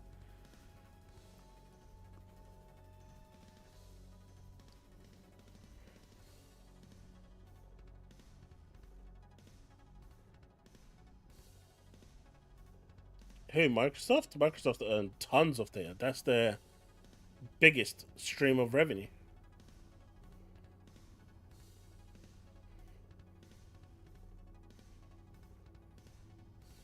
Yeah, I think that's what he said. He's like, people don't understand. Normal people don't understand how much money they make from data than they do actually from purchases. They care more about the data than they do anything else. That's why they bought King. They don't really like Call of Duty is good and all, but really, mobile business is why they bought Blizzard more than anything. See, I agree with Zetty and Jago instead. I think Game Pass has now become the brand. Yeah, Like, that is the brand. I more think than Game Xbox. Pass. I think Game Pass is now the brand, and everything now lives inside as an ecosystem of Game Pass itself. So where you had Xbox at the top, and then when you're looking at a tree, you had Xbox at the top, and then everything else came underneath. Now you've got Game Pass at the top, and everything else comes out underneath. And the Xbox as a brand is just one of those things that are a part of the Game Pass system. Which there's nothing wrong with that. Don't get me wrong. I've got nothing really. It's interesting to against see that evolution, though, It's been really interesting Because- to see that evolution. because no matter what, it's been what Microsoft wanted from day one. This is exactly what Microsoft wanted from day one. 100%. No matter 100%. what, no matter what the name of the product, this is it. Like they don't care what it's called. Like they don't really care. Like this is just what they've wanted from the start. 100%. From 2016, this is when they put Quantum Break, which No, everyone from should play. Xbox. No, I'm saying in 2016, Quantum Break was the first game Yeah. to go to PC. This is True. when they first started. This was their first real movement. I think it was 2016 or 2017, but that was their first. This is the whole crap gamer infamous tweet when Crap Gamer turned around and said, if this game is going on to PC, I'm cancelling my pre-order. And Phil Spencer said, so what? Because more people can play the game, you're going to cancel your pre-order? That seems weird. That's where the infamous tweet comes from. And I don't get that with PC. Like I understand why. Okay. I'm going to use the word understand, but loosely. Okay. Right. I can understand more people on Sony cancelling like their pre-order because their game is going from PlayStation to PC, even though I can't. You shouldn't do that. That's stupid. I understand that more because it's weird the idea of people cancelling an Xbox game that goes to PC because both the Xbox and PC are technically Microsoft. Because 90% of people use Windows anyway. So they're both Microsoft branded systems when you think about it in the long term. It's kind of funny that people cancel the Xbox version because it's going to a PC, which is Microsoft anyway. They're both of them going to money to Xbox anyway. It's like, again, I'm using the word loosely for understanding PlayStation players cancelling because of PC because you shouldn't. I mean, it's dumb. Anyway, cancelling both is dumb, but the whole concept is, if you start putting your games on other platforms, you dilute your hardware. And by diluting your hardware, you have less market power and then less power to get those exclusive games. Less power to make those games. You know, generally in my eyes, if a game is exclusive, it has more of a chance of being, you know, of a higher quality. If you're developing for one platform, yes, there's more of a chance of that game being better than you developing for 20 platforms. It's why, as much as people may hate me for saying this, because I don't care what platform gets it as an exclusivity, right? I still say that if you are a new developer and you're getting into game development for the first time and you're an indie company making your first game, then if you take some money from Microsoft or Sony or even Epic to make sure that your game gets published, but because of that reason it's exclusive to that platform, I have no issues with any indie developer that does that. It might seem frustrating to some people, but that way they can. There's maybe 10 people and they're able to use that money to focus on making the game as polished and as perfect as they want, or actually released instead of stealing stuff. I have no issues with like indies and stuff like that being exclusive. I think it's cool. But yeah, I went off a weird tangent there. No, it makes sense. And, you know, Jago, you know, you're right with what you said with the whole Bill Gates sliced in with Satya Nadella's Netflix philosophy. I mean, this was always the aim for Microsoft to end up here. Obviously, ABK fast-tracked it exponentially because they opened up so many more opportunities and doorways and gateways. When the first Xbox was released, right, one of their main focuses was the fact that they didn't want the pit. They saw that PlayStation was rising to top so fast. They wanted to make sure that PlayStation wasn't in every room. Well, I mean, one of the reasons for Xbox was to... Yeah, but one of the reasons for the Xbox was because Microsoft wanted to bring in competition because they had the money so that they could stop Sony from trying to be in every room of the house so that they could be in every room of the house because that's the goal they wanted. No matter what the device, and that's one of the reasons why the Xbox came out.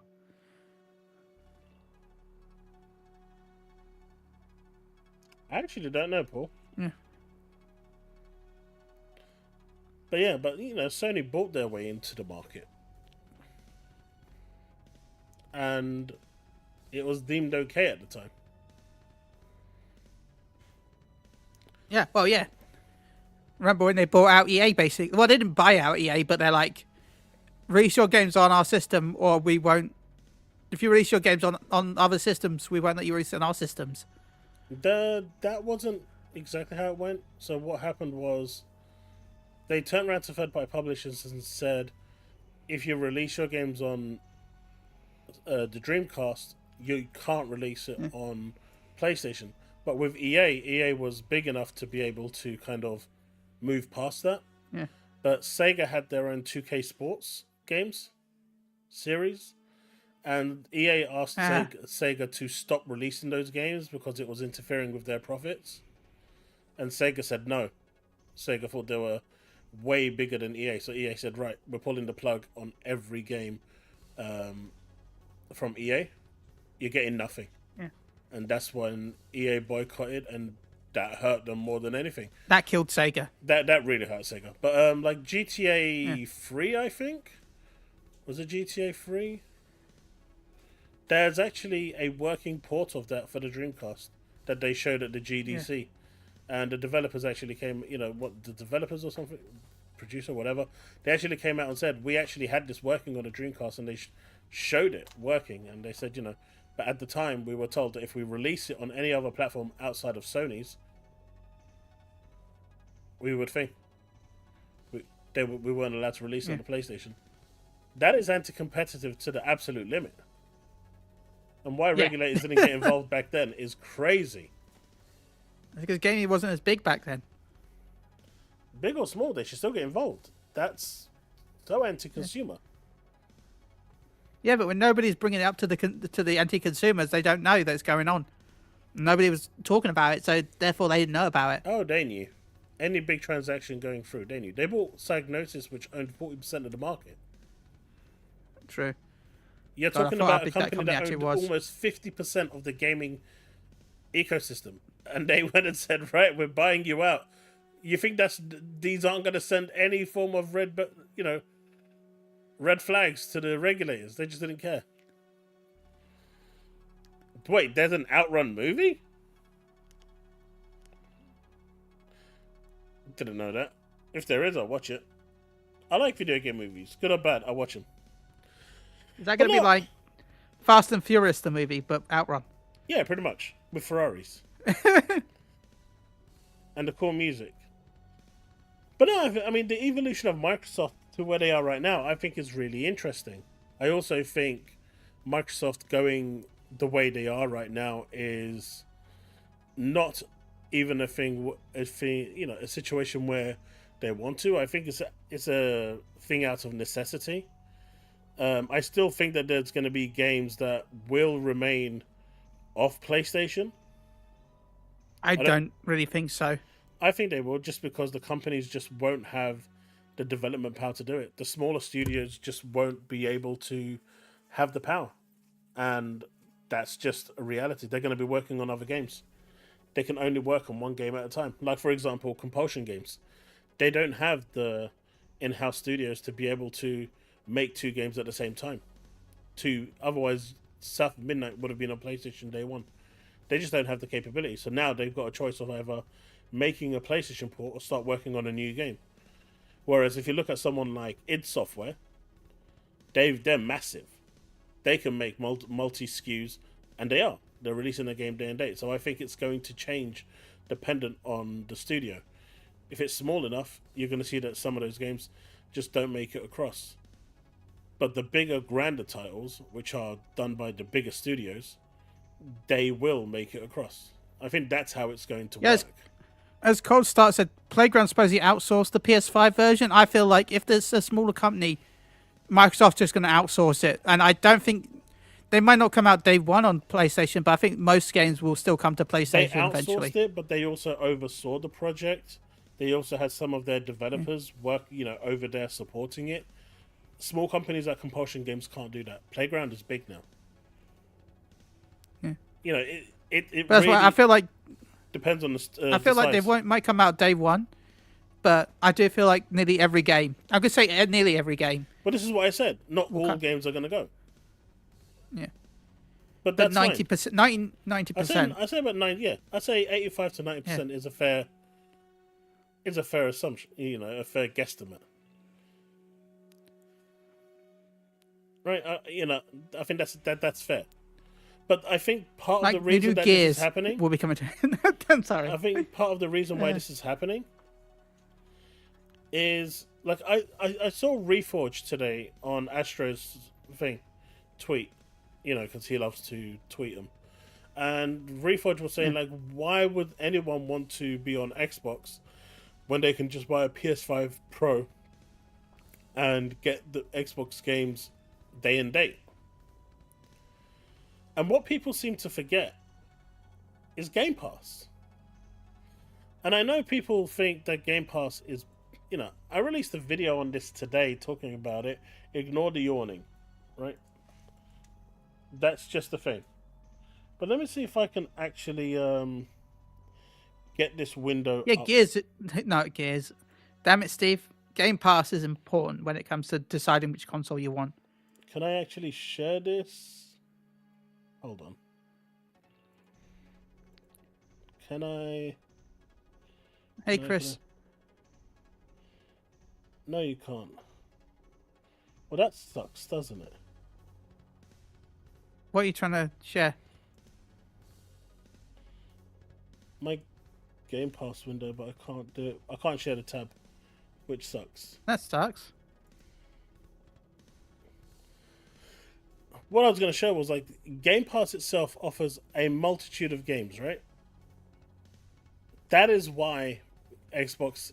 That's why you would own an Xbox. Now, yes, he said that you could go around. You could basically go and get a PC, but a PC is going to cost you around $1,500 if you want a decent PC, right? It's going to cost you around. Oh, one day I'll get a decent PC. I need to get a PC At least at a base minimum, it's going to cost you $1,200. That is a hell of a lot more than the £400 you pay right now for a console. And yes, I know there's Xbox Live and stuff, but you're going to sign up to Game Pass anyway, right? Because that's the whole point. So you sign up to Game Pass. That is the reason why you get an Xbox. Game Pass is the reason right now that you buy an Xbox. If you have a PC powerful enough, then you get the PC version of Xbox. But for those that don't have a PC, I don't understand why that's so difficult for people to understand. That is, he was saying like there's literally no reason you'd be better off. Why am I better off spending £700 to buy a PS5 Pro than spending another £500 on games? But I can spend £400 on a Series X. Or less if you go pre-owned, or, look for sales. And then get Game Pass for like £150 for the whole year. Or less if you go to certain key sites. And then you can get, literally this month, you'd be paying Expedition, Oblivion, Atomfall, Blueprints, Immortals, Balatro, Blizzard Arcade Collection, Gungeon. All of these games. Mullet Mad Jack, which is a pretty cool game. They've just put Diablo 3 and if you're just signing up to Game Pass, you've got all the other games as well that you can play. And then you've got in the past. all the other past games as well. So what I'm saying is, to turn around and say that there is no reason to buy an Xbox is so ludicrously stupid. There is every reason to pick up an Xbox. And Game Pass is the number one. And he was saying that Game Pass isn't enough. Right? He was saying Game Pass isn't enough a reason. How is saving £500 a month, a year minimum, not enough of a reason? Sorry, I'm going to go off topic here. Varen, again, Chaos, I think you said you worked at... Okay, he said, I thought Chaos said he worked at Sega before, which he did.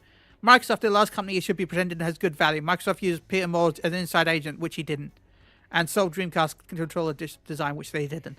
I will tell you now, and I will tell you now that the original Xbox was designed as a sequel to the Dreamcast. It was actually going to be the Dreamcast 2, kind of, but not exactly. Basically, the original Xbox was going to be backwards compatible with the Dreamcast and actually support GD-ROMs. But due to licensing issues and because of, pirates, basically, with the security issues with the GT-ROMs, that they ended up cancelling the idea. And the reason why the Xbox controller still uses the Dreamcast stuff is because it was going to run those games, so therefore they had to use the design of the Dreamcast controller, because that way it was easier to make sure the games were compatible between the original console and the Xbox, because that way there wasn't any confusion with the buttons. Like, if you had a different style controller with different button presses, if you ran your Dreamcast games on your Xbox, you'd have problems. Therefore, well, not problems, but like visually, it would be an issue.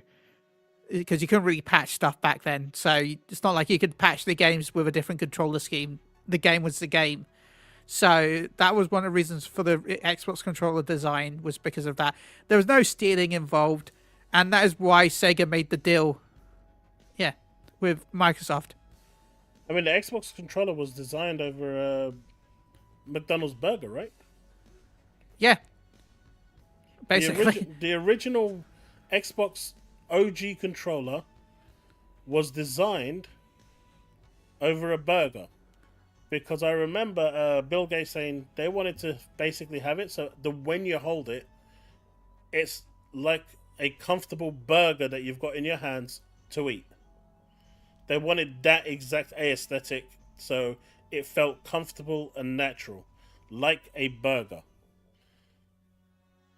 Yeah, see? This is nothing to do with Peter Moore stealing stuff, veteran, at all. No. This was literally because the Xbox was going to play Dreamcast games.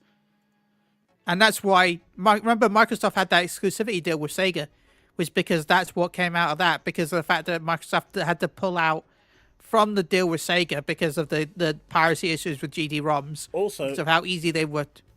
If you've watched the Peter Moore interview, Microsoft approached him after Sega went third party.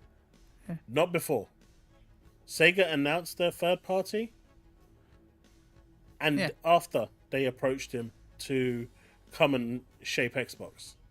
And in fact, when they were actually when they actually designed the Xbox and went over, over the top with stuff, he said in the interview that the Xbox original console they had to cut short. It only had a 4-year lifespan because it was bleeding money like crazy. But at the time, Microsoft didn't care because they just wanted to push the console. But because the original console was bleeding so much money, they pretty much had to jump to the 360 earlier than a normal life cycle to stop them bleeding money. And of course, that rush to the 360 introduced the Red Ring of Death, which still haunts him, he says, to this day. But in some ways, it was a good thing because that meant they got the console out before Sony, which got them into the next generation earlier, which gave them some benefits as well because of that. Yeah. And they pretty much dominated their generation.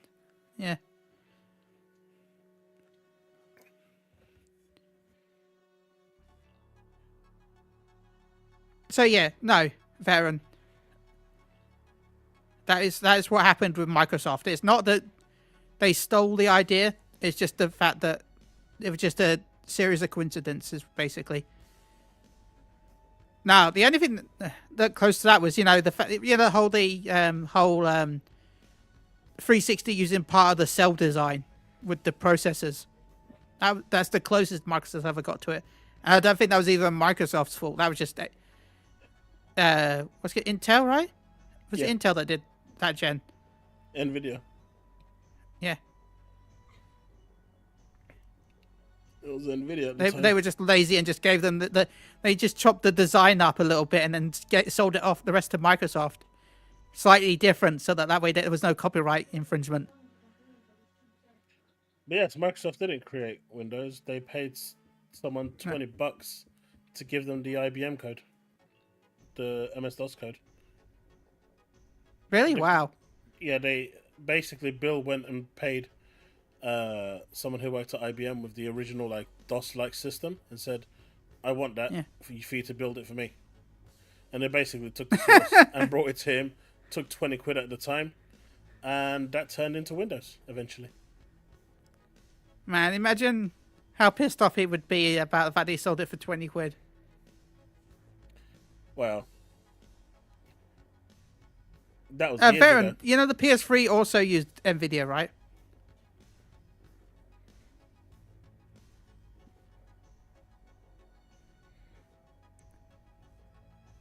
There was a lot of things that was bleeding them. Go watch the interview, veteran. That's what you need to do. Go watch the NVIDIA interview. pissed off. I don't think no single company NVIDIA hasn't pissed off in the past. I'm surprised Nintendo went back to them. I'm not gonna lie. After what happened last time, you know what happened last time, right? But I mean, NVIDIA went to them. You know what the Switch was, right? Yeah. It was so you know you got the Nvidia Shield. Yeah. So Nvidia were getting ready to release the Nvidia Shield 2. And Nintendo saw it and said, "Oh, this looks interesting." And then they had a look at it, and that's where the bright spark of the Switch came out. And they said, "Right, we want to buy this off you," and they bought the whole patented rights off them to the whole Well, design. And then they modified it into the Switch 2. But well, it's there's also essentially the a Tegra okay. chip in there that Yeah. was in the Nvidia Shields. Yeah. Well, as I said, Nvidia's pissed off Nintendo before in a way with the Switch 2 is using Nvidia because you know the original DS.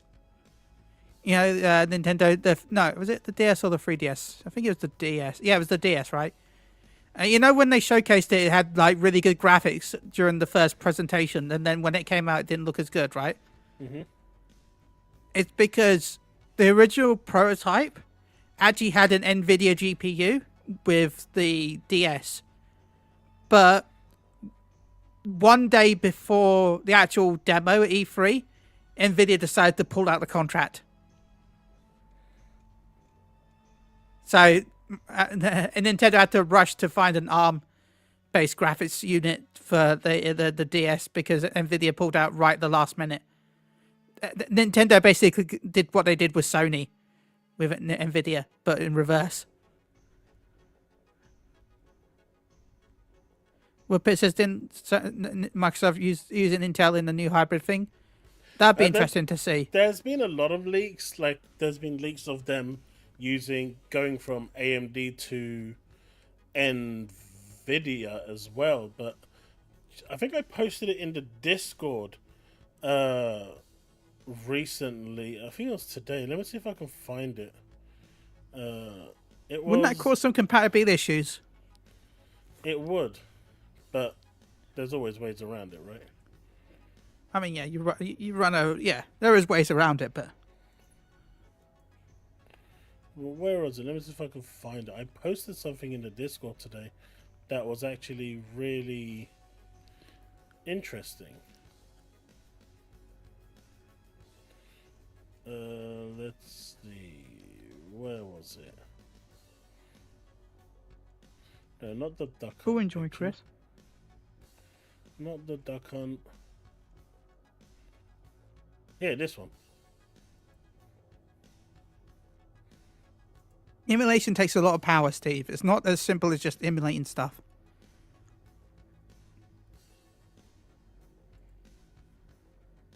Oh yeah, it takes a lot of power. So I thought this was quite interesting. YouTuber builds a PC without a graphics card, making Cyberpunk run ultra-high settings at just under 60 FPS. That's cool. That's a lot. That's kind of like the reverse of what Sony wanted to do. That's a lot of ads. I'm sorry. I can defend a lot of things Sony does, but that was one of the most stupid. No, this is a reverse. I don't know if you knew. No, but did you know that the original PS3 wasn't going to have a GPU? What's that? You know, the PlayStation 3. Yeah. Sony wanted 2 CPUs. Yeah, I remember that. And then I'm guessing someone told them that the Saturn had that, and it didn't work out well for them. Yeah. Because that was it wanted two. They wanted to have. Well, and I think it's budget as well because they wanted to have 2 cell processors. They wanted to have 1 cell processor put aside dedicated to gaming, for the graphics, and 1 for the actual CPU. And then realized that that wasn't a good idea. Steve, what about the Series X games? They're going to have to emulate those as well.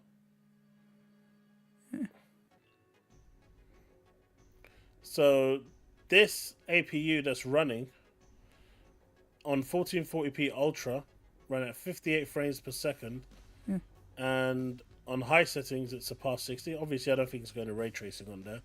Marvel Rivals at 65 FPS, Grand Theft Auto 5 Enhanced Edition at 90 FPS.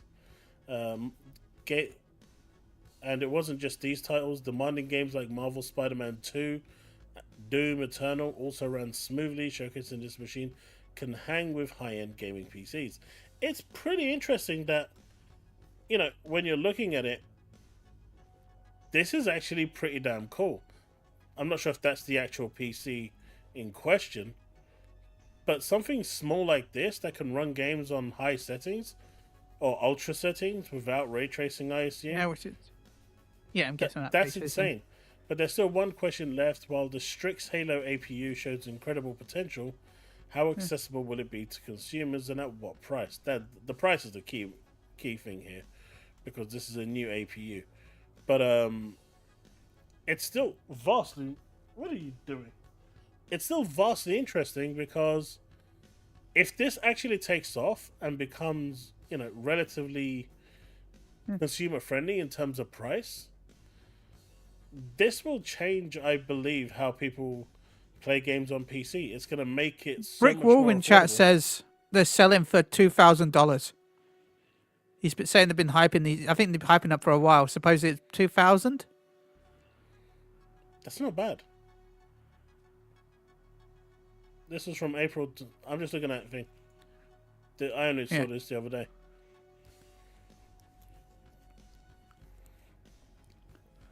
But the Halo thing doesn't seem to be on the market yet. The Strix Halo APU. This is the first I'm hearing it as well, by the way. So Yeah, as long as the price is right, this could be really interesting.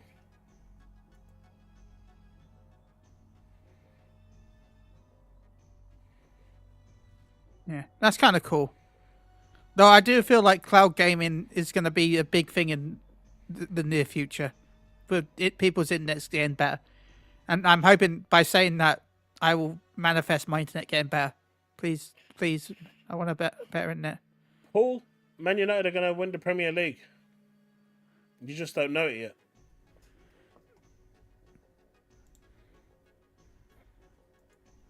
You just Silly don't cheek. know it yet. I have no DMs.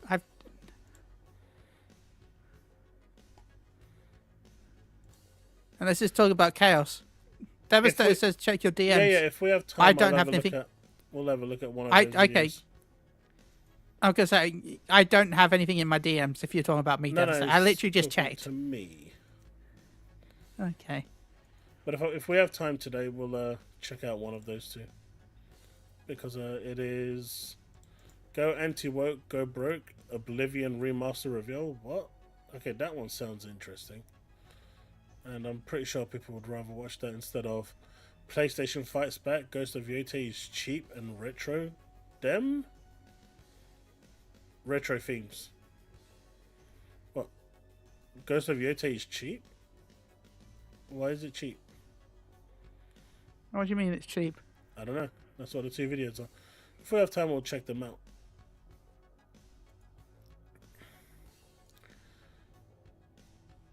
Marathon is one of the last things I wanted to come to. There's actually people streaming it, and the last few people I watched today playing Marathon were pulling. I haven't actually seen any gameplay yet. I'm just gonna try and bring it up onto Twitch at the moment, but they were doing what I was doing on Tuesday on stream, Having a nap? falling asleep. Oh, that sucks. I was literally passing out, but at least mine was due to, the way I've been feeling. These guys have been kind of like just struggling. I'm just looking for someone that's actually playing. Let's see if we can find one. These guys are just That's stuck bad. in the lobby. But I guess it is limited. Are they ever going to leave the lobby? I mean, suppose it takes a while to leave the lobby. Really? There's not many people playing it because there's not many codes given out. So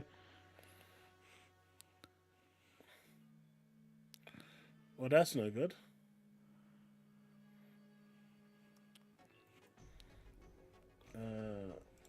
What about Shroud? Alright, he's just looking at cards. So there's no one actually playing the game. Everyone's just going through the menus. Did the server shut down or something? Shroud is playing it on my side, I think. I mean, he's playing, but he's not in the menus. I can't see he's in the event. This is the inventory. Now he's in the inventory. Yeah. The really bad inventory, in my opinion. Let's Actually, there's a lot more people playing it than I thought.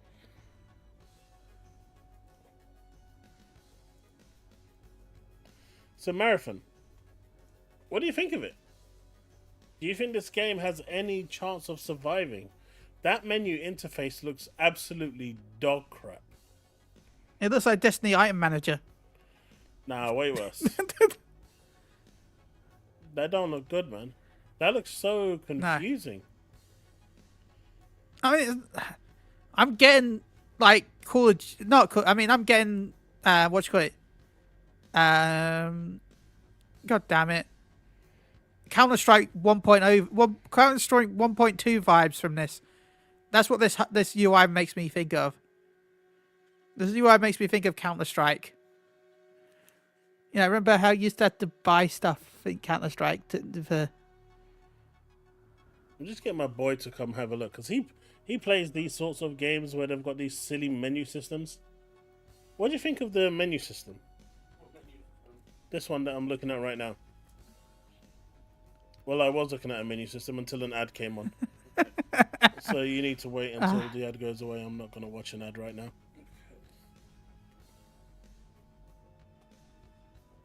Oh, come on. You know it's not going to change much. I mean, it might a little bit. How long is this ad? 30 seconds. I mean, it's not going to change much. The main structure is going to stay the same. Yeah, just be slightly visually different, right? But the structure isn't going to change. You might have different icons and stuff like that, but ultimately the structure is going to remain the same. You've played like extraction shooters, right? What do you mean? Well, you'll soon see. Like Valorant, right? No. Okay, so they've gotten rid of the menu. But you and your friends gears at risk. What is it with all the ads on Twitch? Jeez. Good. They're getting into the game. Hold on, we're going to check out what it's like. Gamers don't understand structure chaos. You say they're going to get into the game. We'll see if they get into the... We'll see if they actually get into the game. We might get an advert before then. Or two. But this is the new marathon that Bungie is working on. Okay. It's amazing. It's running right now at 185 frames per second. Looks pretty good. With a black screen. Looks pretty good. This is... Man. No, there's some text. Oh, here we go. Here it is. Oh my god. Oh my god. This is it. This is it, Ram. I mean, I like the graphics. I like the art style.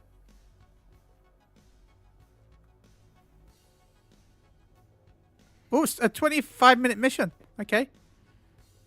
It is running at 140 FPS. What's the first game that comes to your mind when you're seeing this, right? Apex. Apex. Apex Legends. Yeah. Yeah, this looks like Apex. Huh? Come closer. You don't have to come onto the mic. It's almost the exact same layout. It's almost the same layout. I mean, we can hear him on the mic. You usually have your names there. Mm-hmm. You've got your abilities at the bottom, and then you're gone on the corner. So you're saying the HUD layout is the same? Because I don't play Apex at all. Kinda.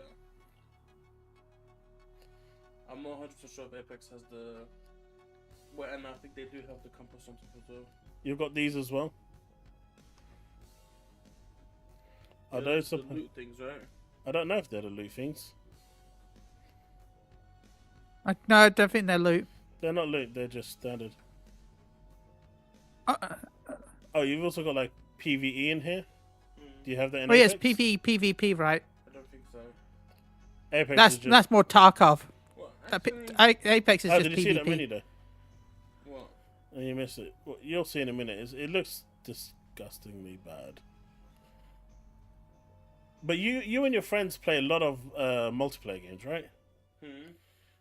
Do you picture that this might be something that you can enjoy? I mean, just watch like for 5 minutes. We're not going to watch a lot of it.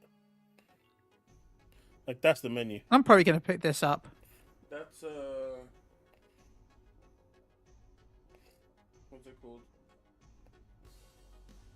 There's a game on Roblox with the same layout. Roblox.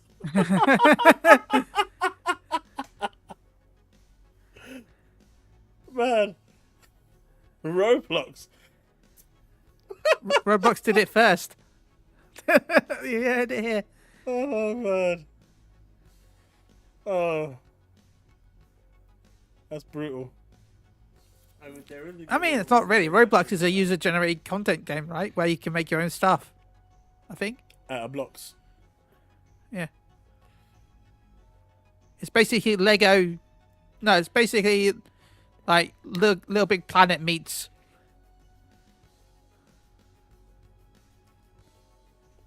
Minecraft. But yeah, so this is supposed to be an extraction shooter. You go around gathering loot, and then you have to extract at the end, or you lose everything. I think my biggest issue with this game is the fact that you've got unlimited revives. Do you? Yeah, and yeah. If you die, any of your teammates can revive you. Oh well, that's like everything else, right? I mean, it's probably a game. Yeah, but I feel like for a game that's extraction based, that's not how it's supposed to be, because it removes some of the. The whole point is if you die, you lose your stuff. Not if you die, you're slightly annoyed and someone has to run and revive you. I mean, Fortnite's the one that gave way for that. Blame them. Fortnite is an extraction game. But they gave the whole way to reviving no matter where you are.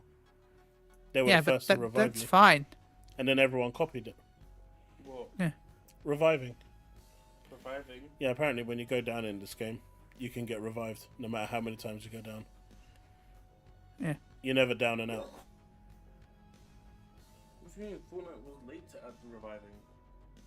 Yeah, but they were one of the first to get it into the game.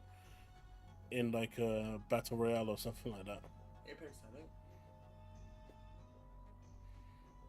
it. I guess maybe Apex was first, right?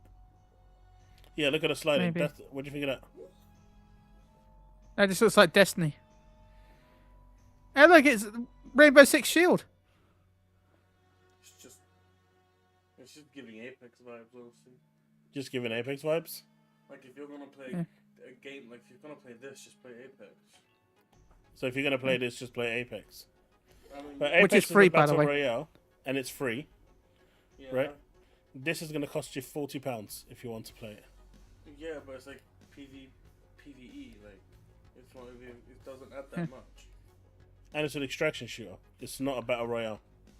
Exactly, what's the point? So would you pay £40 for this, or would you, which is, you know, a PvEVP extraction shooter, or would you just go with something like Apex Legends? Go with Apex, it's free. If you're spending $40 on this game, then I don't know what's wrong with you. Like, you're spending $40 on a game that's made about another game. I do feel like for £40, it should come with 2 other licenses that you can gift your friends, so that you've got a squad. Look, you can even think. Hack items. Apex can't do that. I can. Okay. No, And it tells no, you to can. hack the item. And if you want it, you can. Man, I want to play more Apex again. Look, you can go up the ladder. Apex can't do that. Apex got that. Okay. You Apex can has jump a, like- to another building. Apex has got that. They've got jump pads. Apex has even got isn't Apex got a character that like has like zip lines as well. You can ping enemies before you say that they don't have that. You can ping enemies. They've got that. This has got a maximum of 18 players per map. Apex has got 100. I thought it was only 18 for this map. Some of the maps will be different, right? Like, release the game, So like, Apex has that big canister that you use to put your shield on. right? What do you mean? When you want to refill your shield or energy, Yeah. this one has some voodoo magic shit going like this. Okay, it's just it doesn't matter. It's got the same concept of getting shield. Like, But it's different. That has a canister. This one goes like voodoo shit with voodoo dolls and doesn't crap. matter, the whole everything else is the same as Apex. So what you're saying is you've got no interest in this game. Not really, no. Like it's exactly Apex. What if they gave this game for free? Ca- Would you be interested what, in Chaos, what trying if they it? did what I said as well? It What was if you free, buy it for but £40 I guess I could digitally? try it, but I wouldn't try it. It's not a game. I'd rather go play Apex instead. But it's free. How big is the game? Yeah, What do but you mean? Like like comparing it to Apex. If Apex is smaller, I'd rather go. But I mean, to this is Apex. still a says different free- game to Apex. this says free It's maps, the same free as whole the maps. game, though. It's got free maps, which is insane. That's like a lot of maps. That's free whole maps. This is free maps that can hold 18 looks people like- per map. It's looking at the Apex. With a version fourth than one this sometime after launch. There's a menu system. Yeah, it's like a Roblox game. That's literally what it is. The one that Yixon keeps playing. Yeah, basically. do, But do, the one do, that he do, plays do, is actually more organized. Because you can see what you're getting. And every item has a weight slot rather than What's just the being... abilities? Did they even show any of them? Huh? Did they even show any of the abilities? Because it's not looking like they do. They don't have many abilities. Even the killing. What about it? Like, I'm assuming where you see that, like, green light, like, once when you... It's when you break their shield. Yeah. That's what Apex has. So are you saying that what Bungie did for the past 5 years... This took 5 years. Yeah. No, it took 7, right? 7, sorry. They're embarrassing themselves. This took 7 years. So what you're saying, in 7 years, they just went and copied Apex and said, hey, we're not going to make a battle royale. We're just going to add the extraction part to it.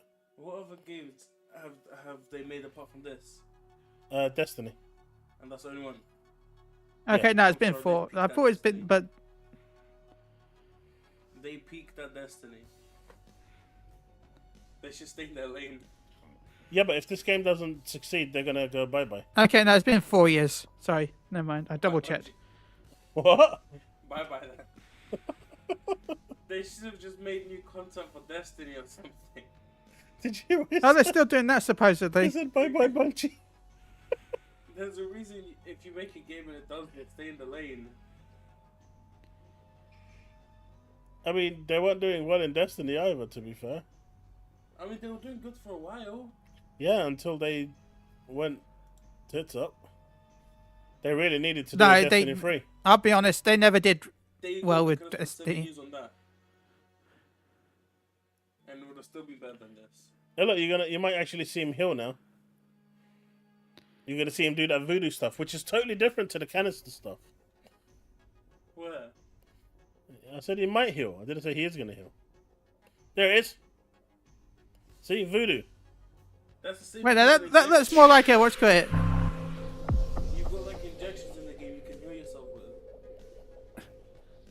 That is pretty. Yeah, I was gonna say that looked like he was checking his blood sugar level. Bungie should get his cord cut. Oh my god. Thank you for the $2 super I'm chat. sorry, Thanks, but I know a lot of people may hate me for this, but Destiny Bungie was so much better under Activision than any other company. Shroud.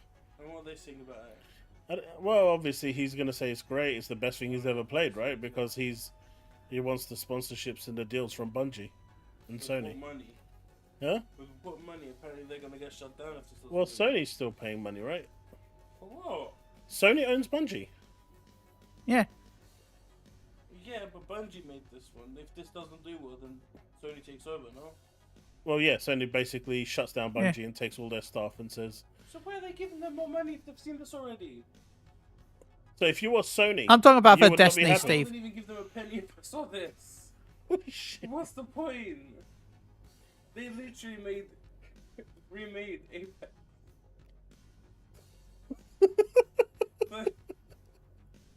They only wasted 7 years. Yeah, Bungie But they Destiny wasted years was better on Activision.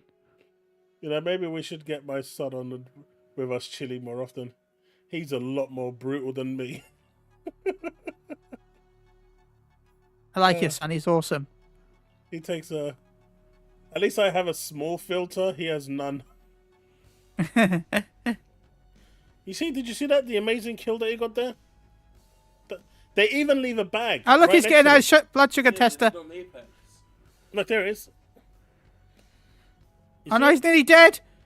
He's gonna die. There- Oh no, he there- touched his arm. See? Look at it. You see? He's healing. The heal thing is like the same as well. Like, it's just with that. It's just literally that, but in a circle. And there you got the I mean, shield. aren't those chests, Minnie? Ask Minnie. Aren't those chests exactly the same from Apex as well? I swear those are the same boxes. Are those they look boxes the familiar. same as the Apex ones? Man, look how slow that's loading. Mate, at this point you're dead before they even load. That is literally a Roblox layout. That is the 7 exact years same for a thing. shitty Apex knockoff. No thanks. Thanks for the super chat. Dev, $2. I appreciate it. I have about 12,000 hours in Just Destiny, and I don't feel like Bungie was worth the amount of Yeah. money Sony paid. I'm telling you now, Activision.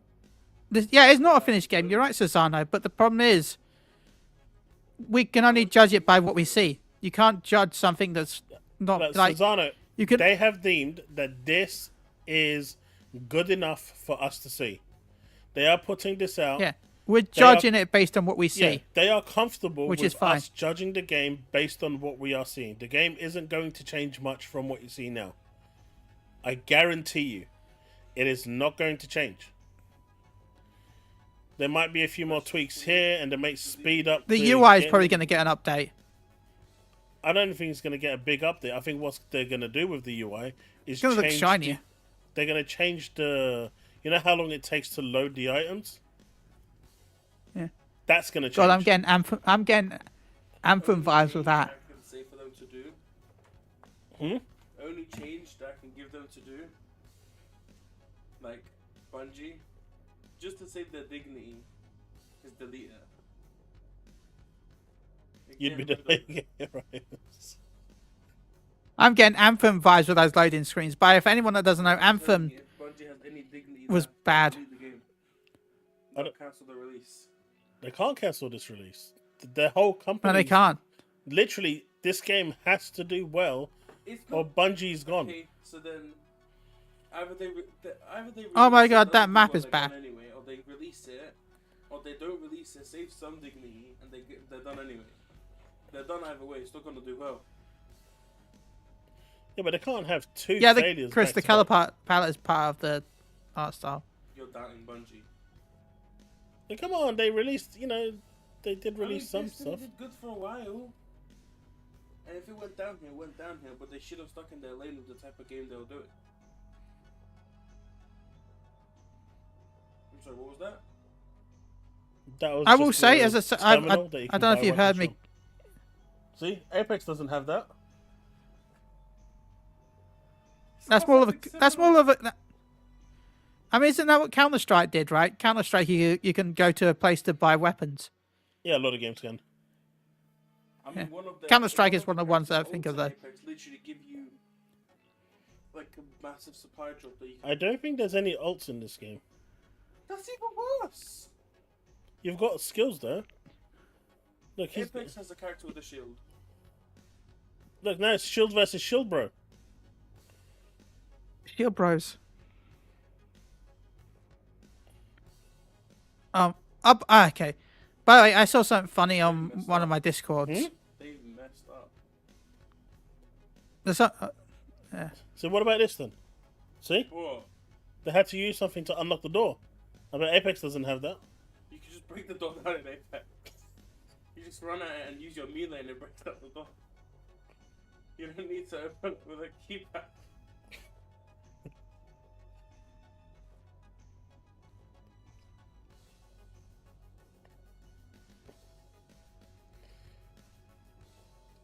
Well, no worries, Steve. Thanks.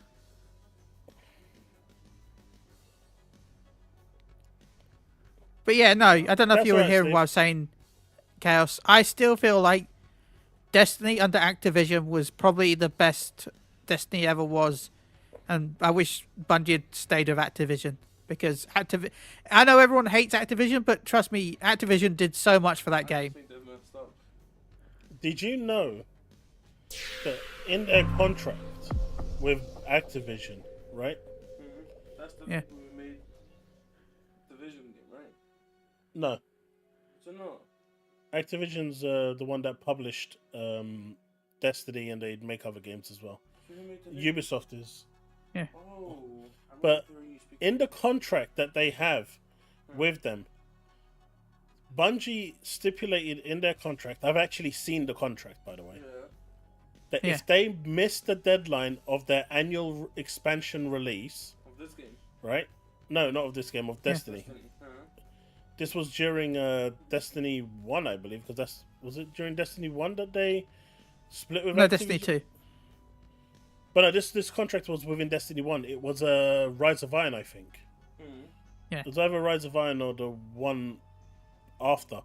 But the contract stipulated that if they missed the release of the expansion, Activision would retain 100% of the IP. Right? Yeah.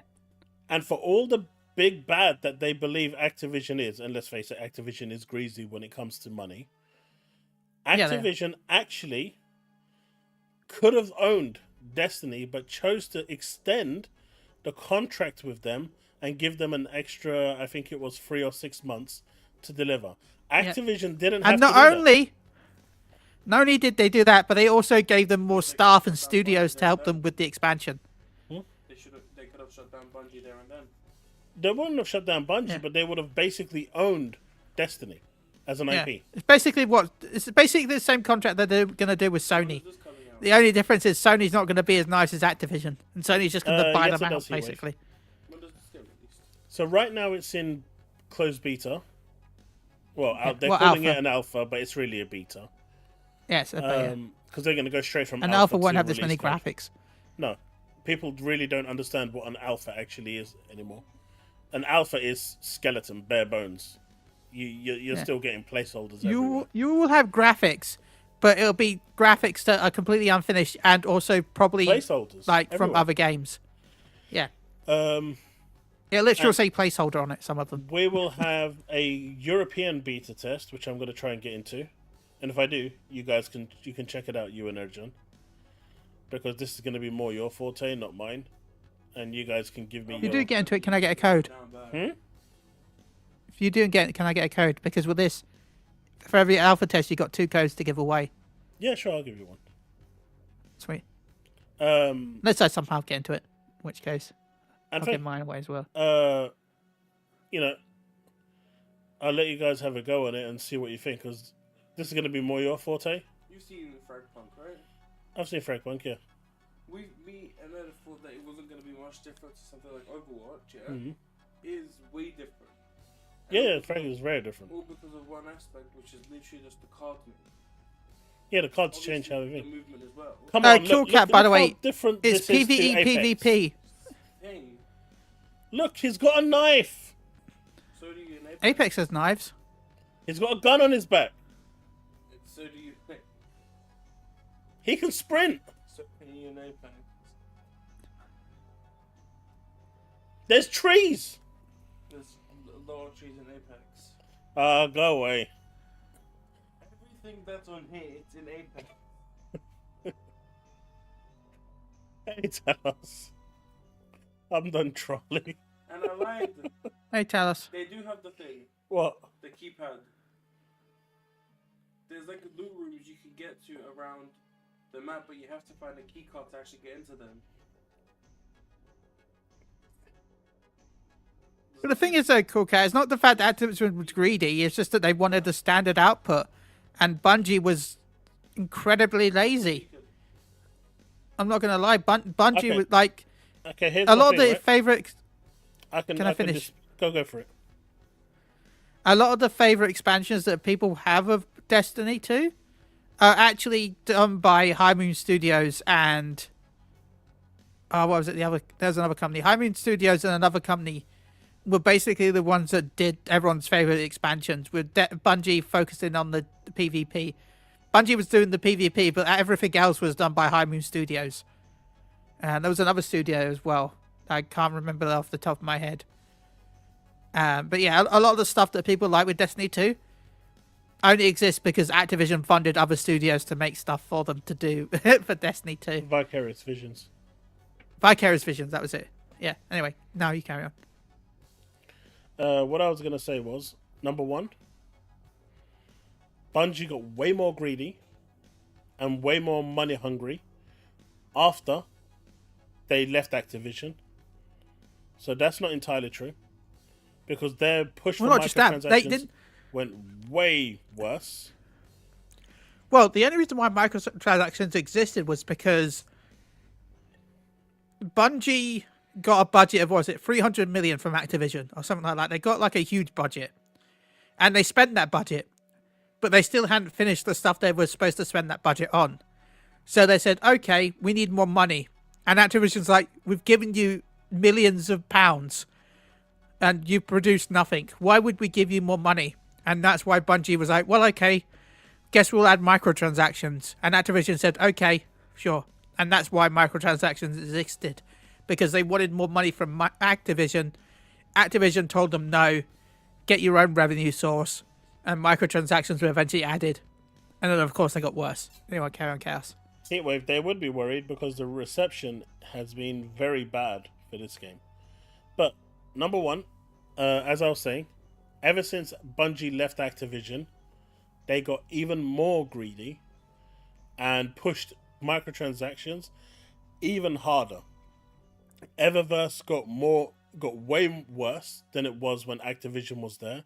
They pretty much turned it into a full-on Korean store. If you've seen the Korean version of the game, they pretty much adopted that store into the European store. Barring, with the exception of the fact that you can actually buy legendary weapons. In the Korean store, you can actually go and buy with real money weapons.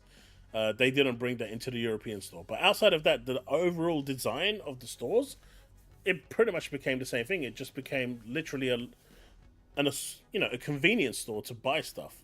When that was never the intent, it was never that bad. Secondly, when you're looking at Destiny 2, Vicarious Visions mained most of the development for the launch of Destiny 2 campaign.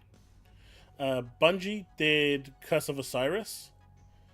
Then came Warmind, which was predominantly almost all Vicarious Visions. What expansion came after that? Was it Beyond Light?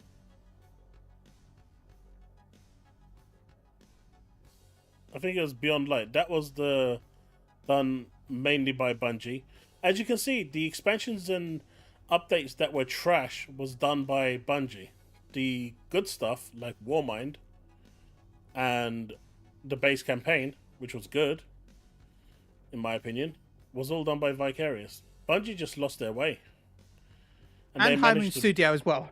Remember, High Moon Studio did some of it as well. Yeah. Have a good night, Paul. Ugh. This game needed a campaign, I agree. If it had a campaign, then I think the $40 price tag could be justified. But in its current state as it is, I just can't see it justified. And like I said, like my kid is the type of audience that this game will go for. Oh, Forsaken. You forget, not Belong. Forsaken. Forsaken right? was Vicarious Visions. Yeah. And then you had Shadowkeep.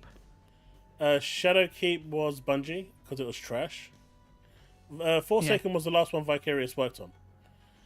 Forsaken was one of the best expansions that Destiny had.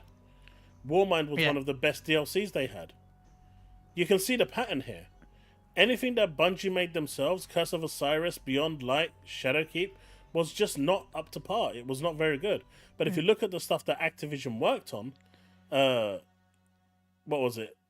Forsaken, Warmind, the original campaign, they were actually really good and they delivered. The only thing that Bungie worked on at the end, which I still think Sony had a hand in, right, is that was actually good. And I do genuinely believe that Sony had a hand in this because the choreography of the cutscenes was just way above what you would expect for Destiny. Was Final Shape. I think Final Shape delivered. Right, it delivered on all kinds. But I think Sony had a hand in that without a shadow of doubt. There's no way that anyone's going to tell me that was solely done by Bungie. I just don't believe it. Okay, Forsaken was done in combination of Vicarious Visions and High Moon. Yeah. And that's why it was so good. It was such. They even had that thing where you worked out a map in the game, right? There was a puzzle in the game. And it gave you a coordinates to somewhere in the US. And if you actually went to those coordinates in the US, you found a bunch of Destiny merch there. Just in a box. Yeah, it was cool. That was so freaking cool. Yeah. The only problem was it was in a restricted area, which they didn't realize at the time. So anyone that went there got chased out by the Rangers. And there was also was it like a real life sword that I remember as well somewhere? Yeah, it was at the thing. Huh. Yeah. It was all in the same place. Yeah, so cool. It was really cool. Like Vicarious Visions did a fantastic job for Destiny. Yeah. And after they left, it was thing. But this brings me on to like topics of like free to play games. Which Xbox is nope, I'm not gonna look at ads anymore. Free to play games that have been dominating for a while and doing the rounds and making a lot of money. They're also competing in these markets now. Free-to-play games are huge. I'm not just talking about the gacha waifu games, but free-to-play games and they've been are just around way long more enough accessible. that they've got a player base. Yeah.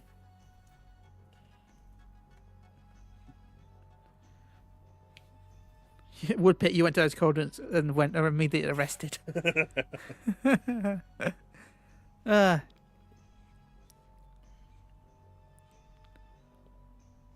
Bungie didn't make any other games during Destiny 1 and 2.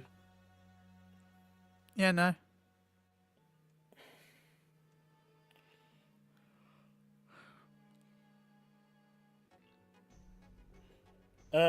Yeah, cool cat. It's the executives. It's not the regular workers that are causing this problem. I'm sure the regular workers wish that they would. Would you call Bungie's best game equals Oni? Would you call Rainbow Six an extraction shooter? I mean, it kind of is, right? I mean, I would consider Division an extraction shooter as well. I mean, that's just a dark zone. Still an extraction shooter, though. I wouldn't really. I mean, it's not the main point of the game, though. You could completely ignore it and still play the game perfectly fine. Yeah, but if you want to play isn't the dark zone the main focus of the multiplayer, though? No, you've got arena-based multiplayer as well. Okay. I'm sure I never really thought of Rainbow Six as an extraction shooter. I always thought of it as a objective-based. I mean, that's what extraction shooting basically is, right? No. I wouldn't say you go in, do your objective, and get out with your loot. Well, you can literally just go and extract within 30 seconds. There's no objective. Yeah, but the whole objective is to do the mission and get loot, right? You can't just extract. There is no mission in this. You can just extract. Are you talking about Rainbow Six or Marathon here? Marathon. This is what I would call Marathon, they showed that you had to... Marathon showed that you had to, like, they had a mission there where you had to go into the base. Take 3 steps Marathon and has you're in the missions. base. Yeah. I mean, yay? Oh yeah, Rainbow Six Extraction is a thing. You're right, Gorty. There is a separate extraction game. Oh yeah, but that came after. That was supposed to be DLC to the actual main game, and then Ubisoft got greedy and released it as a standalone game. Ubisoft was also making supposedly an Apex battle, not an Apex, but it's supposed to be a battle royale game, right? Yeah. A new Ubisoft battle royale. I think these modes. I hope it's a Division one, just to piss everyone off. Wait, the Division needs to turn around and start making cross progression. We're in 2025, and that game is still not cross progression. I don't understand why.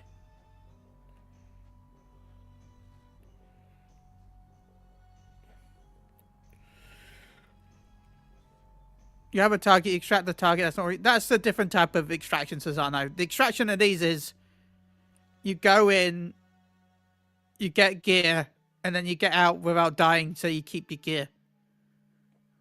Because if you die, you lose your gear. Yeah. Whereas Rainbow Six, there unless you're with friends, in which case they can revive you. Didn't Ubisoft do it? But yeah, Ubisoft have done Battle Royale games in the past, but I suppose they're doing another one. I hope it's Rayman. I hope it's Rayman the Battle Royale. Anyone played only by Bungie? Wasn't that? No, was that Xbox exclusive? What's that? Oni. I'm not sure. I don't think so. And Killcat, apparently before Bungie approached Sony, there was rumors that Bungie approached Microsoft to basically buy them, and Microsoft apparently looked at the books and said no. They didn't want to entertain it. That was on PS2 bag. Yeah, Helldivers you can you can revive in Helldivers, but Helldivers you don't lose your equipment if you die. That's the whole point of this game. Is you lose your equipment when you extraction die. shooters is the risk reward. Yeah, there's no risk. It's just reward. Yeah, and that's why I wouldn't class those as an extraction shooter. The whole purpose is the risk reward. That's what makes them thing. I've never heard Helldivers being called an extraction shooter until now. Nope. I mean, technically, Spider-Man's an RPG, right? Yeah. I mean, you're role-playing Spider-Man. Technically, this is an RPG too. I mean, you can label anything whatever you want, but Rise playing game. Common sense has to prevail.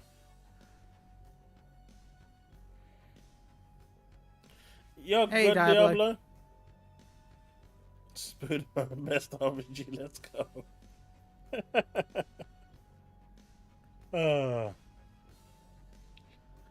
yeah, like the free-to-play world, in my opinion, is dominating, and it's really weird because I find myself right now playing more free-to-play games than I do, actual box product games.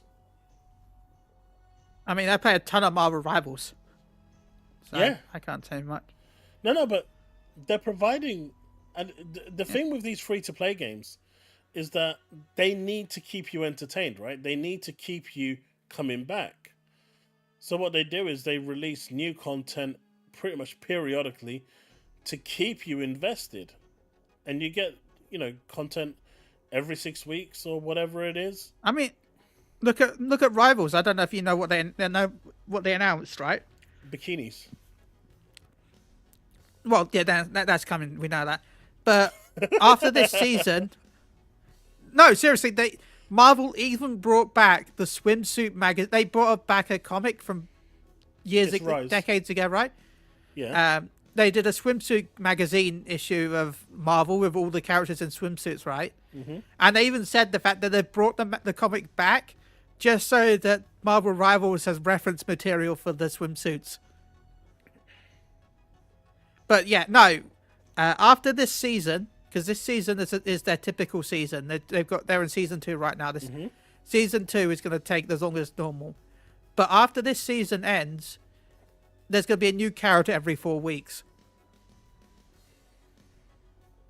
Now keep in mind, which is crazy. Apex. I remember Apex saying that for them to develop a character in Apex, it normally takes about 6 months, right? 9 months, they said. Yeah. With the full 6 months to develop and then a couple of months of balancing.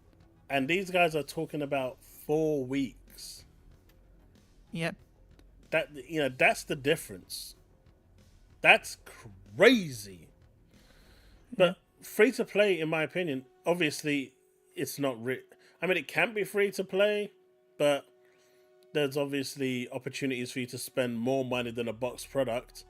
But even those box products are going to have microtransactions. This game is going to have microtransactions. I don't care what anyone says. But free-to-play games to me just have easy entry, and they've got a constant flow of content. The actual dry spells are few and far between. And a lot of the time they just provide more value. It's crazy when you're thinking about that. The brick wall, that reminds me of Dragon Ball. I don't know. I do know that there's a Dead by Daylight Dragon Ball game, Chaos. I saw someone Do you just know that- beat Umbra in Oblivion Remastered. I was level 3. Oh, raw. Yeah. What was you saying, Chili? Do you know that there's a Dead by Daylight Dragon Ball game? No. Yeah, there is a Dead by Daylight Dragon Ball game that came out a few years ago. And I really feel bad for the content creators because they're like, okay, they announced their plan for this year, which is year 3, I think it is, or year 6, I think, right? Year 6, like their roadmap for year 6, and they're like, this is our roadmap for year 6, and everyone's like, oh yes, content, and they're like, one character. That's your roadmap. You're gonna get one character this year. In July. That shit's legendary. The rest is just balance changes and 3 reworked characters. And they're like, you're going to get 1 new character and 3 reworks this year. I'm like, really? Yeah, the Breakers, Gortzy. Yeah, that's what it's called. Dragon Ball The Breakers, which plays a lot like Dead by Daylight. So 2 things. Number 1, Bag says Apex has to create a new character. Marvel just takes one from Marvel. That's fair, but you're telling me it takes an additional 8 months to make that 1 new character? And plus, they still have to design it. Just because they've got the character rough design from Marvel, they still have to create the models and the animations and stuff like that. Just because they've got the basic design, it's still... And then they have to balance it. Secondly, with the Woowa stuff, yes, the anniversary rewards weren't great, so they went back and gave everyone 30 more pulls. But also, that's only part 1 of the rewards. There is a part 2 coming. Yeah. Patch 2.4 will be the second half of the anniversary, so we'll see what they give then. So, I'm not completely writing them off just yet. Maybe they'll do something like crazy, like my Dragon Ball game. For the 10th anniversary, everyone's like, oh my god, this is bad.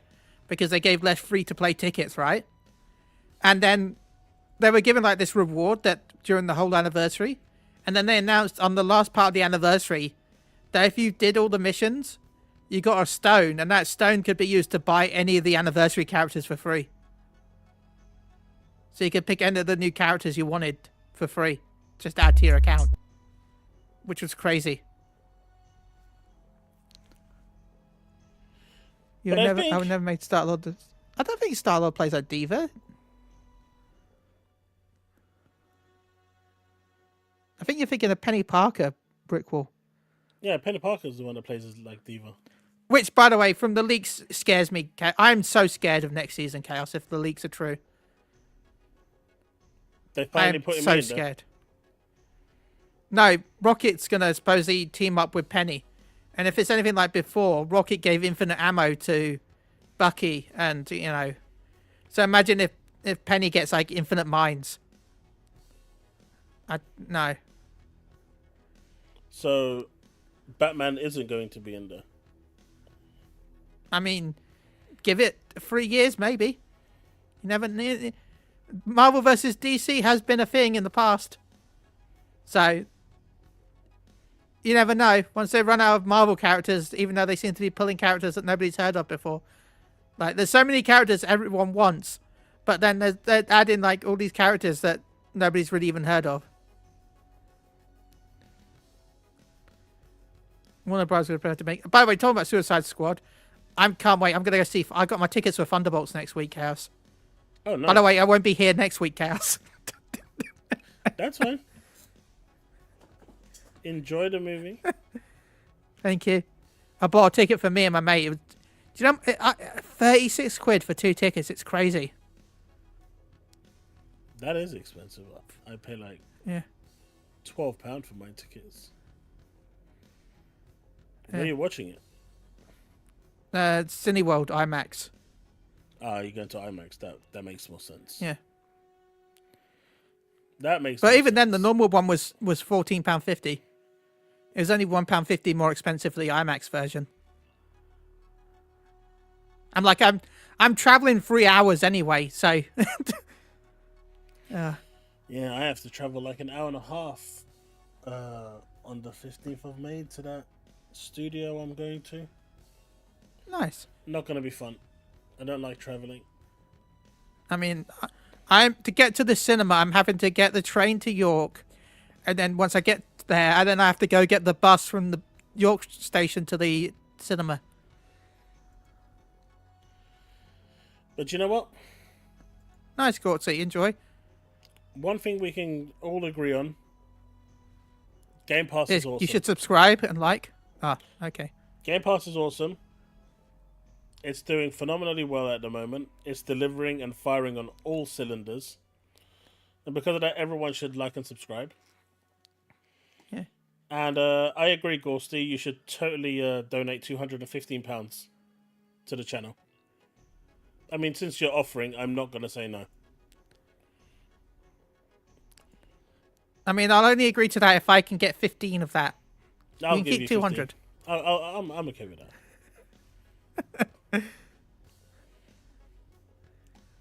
You know, I can deal with it. But Devastator sent a couple of links. Gonna check out this one. So apparently Oblivion is woke. Ah, that's just the stupid. I know I don't even need to watch this video. I already know what it's about. I don't. So I wanted to check it out. Because the other one's DCG and I don't think anyone wants to watch DCG. I can tell you now. Before you even click watch. Yeah. It's because they've turned the character creation from type A to type B. 2.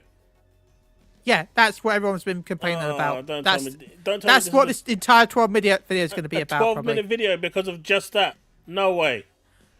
No way. I mean, that's what I've seen on the internet, so yeah. Yeah, Gorsty feeling damn generous, so I'm expecting... I've seen people saying they're refunding the game because of it. So yeah. Gorsty, I'm not seeing that donation yet, man. Look, the stream is completely demonetized. So you got no ads. It's totally worth that extra $200. I'll still give you a $15. Please don't, Gortsy. Gortsy said they've already spent that money.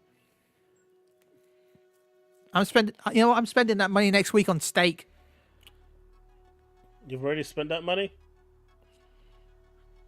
So don't spend it the next money and then you can send that to me.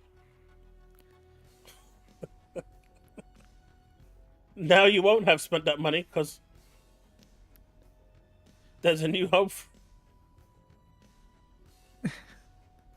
I can't even finish my sentence. So yeah, no, this is about the type A and type B. I bet if it isn't, I will gift some subs. If it is after 5 minutes of him just talking about the same thing, I'll stop and move over to the other one. Because this is pretty much the last two things I want to do. Because I think we've covered everything I want to cover in this thing. I mean, Game Pass is phenomenal.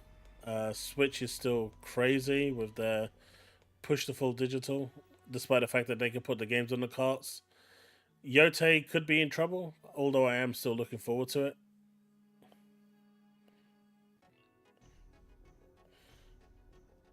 Steve, you're supposed to be an admin of this site, not pushing revenue away. I got cats to feed. You know, like MBG, he won't feed his cat if he doesn't get memberships. I'm not even doing that. Worst thing, CP94. I don't see the issue. Like, I know a lot of people are like, but the issue is, some people prefer more of a feminine more of a feminine type body, but don't like the idea of the fact that you're playing a female because it puts them off. Right. I feel like A and B is just a fine idea because of the fact that like some people prefer that design look and just don't like the fact that it's labeled like that. Like, it's frustrating to see. But why should? Like, it's just But why should publishers be forced to do that? they shouldn't be Like, for forced. But I just example, think like In the Dragon Quest developers were given a mandate that if they don't use type A and B or 1 and 2, whatever it was, there would be restrictions with them releasing that game in Europe. This was that's a thing. interesting to see. And so they were forced to do it. And also, they were told that, with some of the characters, they had to, modify them slightly. And again, it wasn't, revealing or anything. Those characters... Right. Those characters weren't, revealing or anything. They just looked pretty cool. And they got really upset. I can't say much. They got really upset. A lot of people got upset that... A lot of people got upset about the Emma Frost getting censored in... I can't remember what version of it, of Marvel Rivals. Some people got really frustrated. I'm like, I find it more attractive. I like it more with her being censored. Because it gave, basically, I don't know, her chest is visible in game, right? Her front chest in her outfit, right? Mm-hmm. In the censored version, it's like a black see-through fabric. Yeah, and I find that... When did they censor I think that's more sexy. When did they censor it? I think it was Reddit and stuff like that. No. An advertisement. Did they censor it? Afterwards, right? It's not in the game, though. It's not censored in the game at all. It's just some advertiser promotional material. Okay, so it's not actually done in the game. No, it's not in the game. Okay. Because the worst thing that you can do is, hey, look at this amazingly sexy character. Then you got a bunch of gooners that go, oh my god, that is my next waifu. I'm going to go buy a pillow made out of her. And then they go and spend all that money on that character, get all the skins and everything, get all the stuff for that character. That becomes their holy grail. They build the shrine and everything, and then it gets censored. At that point, I think the companies are liable to do a full refund. Oh, yeah. That is... Yeah. But they won't do the censor refund. it after you purchase money. But they won't do a refund. No. They never do. So, this is the dangerous part of censorship. You either censor it before the game gets released. Have you heard of a game called Snowbreak? Yes, I've heard of it, but I don't know anything about it. Okay, that is pretty much the most degenerate game you're going to play that's not crossing the boundaries. And that game has now been censored to living hell from what it used to be. But the developers have said, hey, if you go into the ini file and change this 0 to a 1, you get the original uncensored version. So they've actually left that in the game as a workaround for the community that wants to. Because as far as now the CCP is concerned, the game is censored, right? You can work around it, but it is, when you download it, it is censored. They should offer something like that to other games as well. If you want to play in the original artistic form that you have it, have that option. Just have an option in the game to say censored or not censored. So when you're playing it, you will see a censored version of all the characters. And if other people don't want to see it censored, then they play it the way it was originally intended. The problem is, you're only catering for one side. And that one side that you're catering for is the extreme minority. So you're basically turning around and telling 98% of the community to piss off. We're catering for the 2%. And from that 2%, maybe 0.5% is going to buy the game anyway, or even less than that is going to buy that game. And so you're basically turning around to this is the problem with it. It's all fine and having that moral ground where, yes, I think this is all good and everything, but you are turning around to your majority player base and saying, I don't care about what you think. The 98% of you that are there, we don't care. We only care for the 2%. That sends out a very dangerous message. And that is why you see a lot of these games failing and not performing. So at the end of the day, I sent a picture of the censored version. At the end of the day, you need to find a right balance, right? You can't just do that. I sent you a picture on Discord of what the censored version. What was the other uncensored version? It's just that, where the black fabric is on her boobies? Yeah. That's not there. That's the only difference. There's a big difference, though. Yeah. I actually prefer this. I know, I can see but why that's just me. I know I can see why you prefer it. It leaves Yeah, I a lot more prefer to it. a lot more to the imagination. Yeah, I prefer. Yeah, I prefer the imagine. Like, it's still attractive because it's see through. I don't know. This is like I would actually I would actually design it to be more fabric because it looks a bit weird. Looks like she's wearing like a weird boob window bra. That's just me. I agree, Brick. All right, let's check out this video. Let me know if you can hear it. I'm gonna and sleep. If it's fine. Like I said, if I get like 4 or 5 minutes in and it's literally what. It's gonna start with say? them talking about themselves, and then it'll go straight into it. I'm calling that now. I don't know I haven't seen this video, but I'm calling it. Grand opening, grand closing. Let's see. What the hell was that? That's his Welcome, my intro. friends, my family, my fellow gamers. Your only friend these YouTube streets, Porter Rock 77, back. You know, I've told him about his mic as well. It's got too much gain on his mic, and it's causing it to kind of muffle at the end, kind of like over exert. He still hasn't fixed Does my it. mic sound okay? Yeah, your mic is perfect. Sweet. I've told him this multiple I times. always panic about that. Anytime I talk on anything, I always worry about mics. Yeah, exactly, Steve. Like, I don't understand. Yeah. I think he's either. Is he using a Yeti, right? Because that's what I used to use That's a as Blue well. Yeti. A Blue Yeti is a really good mic. Yeah. It was my old mic before I upgraded to the Elgato. I still have it. It's a good mic. It's a good mic. It's good for podcasts because it's good for a group versus focused You target. can actually have you can have it in multi-directional. But he's too close to it, and he's got the gain too high, and it's causing that distortion right at the end, that noise right at the end, where it's kind of way too bassy. Or he's doing something in post production because it's not coming out great. With another video talking can all hear it things there. gaming, commenting on can gaming hear it at the end, all topics, that crackling. PlayStation, Xbox, PC. Yeah, it peaks at the end. Nintendo, Yeah. all the good stuff that you're into. Let's talk about this. This is some strange thing, right? So right here, I'm showing a tweet. His background is Resistance Burning Skies, Marek right? Timinski. He's the CEO of the Let's studio go. that developed Lords of the Fallen. Came out 2 years ago, right?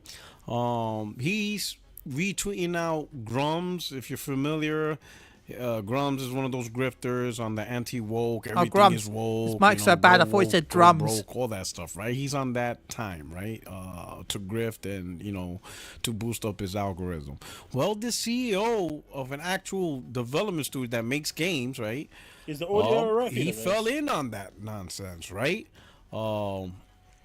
Grums recently posted recent Steam numbers of Assassin's Creed Shadows having like 15,000 players on Steam, and he compared it to Lords of the Fallen, which currently has 11,000 players on Steam, and it's been a 2-week difference, right? And the CEO quote tweeted Grums, right, and threw some shade on Assassin's Creed Shadows. And you see right here, he says Assassin's Creed Shadows probably had 10 to 15 times the budget of Lords, right? Of Lords, I guess 23. Keep that in mind when comparing, right? So he's throwing some shade at, Assassin's Creed Shadow, which I don't know why he would do that, especially when he followed up with this tweet. And this is really interesting. He said, and just to show you can see the Grums tweet. 2-year-old trip AA game, Lords of the Fallen breaks 10K players today. Oh, that static is Freshly so launched- bad. That static I used to have using my Elgato, and I had to go and tweak it really badly to actually stop it. But at one point, I actually stopped making videos until I just fixed it. It is really bad, and if it's going to continue like that, and if it's disturbing anyone in the chat, we'll just move on to the next video, because it is slightly affecting my ears personally. Quadruple A game, Assassin's Creed Shadow, with hundreds of millions of dollars in marketing, and that was the tweet I was talking about. Also, And a video about Marek Oblivion. He hasn't really got much about Oblivion just talk. great. And Sorry. with recent mega surge in sales, I'm confident we'll break even sooner rather than later. He just admitted his game is a sales flop. It didn't even break even after 2 years on the market. Well, number one, the game launched in a pathetic state, right? It wasn't Yeah. playable. It was pretty bad. The game launched broken. And I've said this time and time again. First impressions are everything. If you do not launch correctly, especially to the PC crowd, they do not give second chance. They're not like console players, where console players will say, do you know what, this isn't fine right now. I'll wait a few months or a few weeks for a couple patches and then I'll come back. PC gamers are like, nah, this game trash. Move on to the next one. They don't stick around. They're a different breed. I'm waiting. Hopefully you'll get to He's Oblivion soon. hoping with the surge they can break even on the game, let alone actually generate profit. What is he doing? He's throwing shade at Assassin's Creed Shadow when his game is a failure in the sense of business metrics. Now, you might personally like the game, you might think it's awesome, but it is a bona fide sales flop that when after 2 years you haven't even broke even on the game. I agree. You see, the problem with Marek What is the- he jumped on the anti-woke, anti-DI, all this bullshit brigade because he thinks he can get access to their money, not knowing they're not there. They're not doing this to buy games. They don't buy games like that. That's not really what they care about.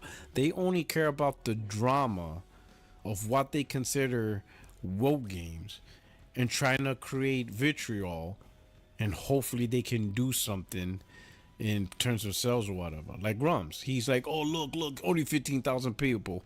Never mind the fact that Matt Piscatella says Assassin's Creed already after 3 weeks is the number 2 best-selling game so far this year, and it's going to be the number. And it's also one of the selling best-selling game Assassin's Creed on this games, coming right? NPD, right? But they just yeah, gonna second. try to use this Which, information, in like my they opinion, did makes it the something. best That's one because all the this first one. anti-woke crowd Can we pause is. for a second?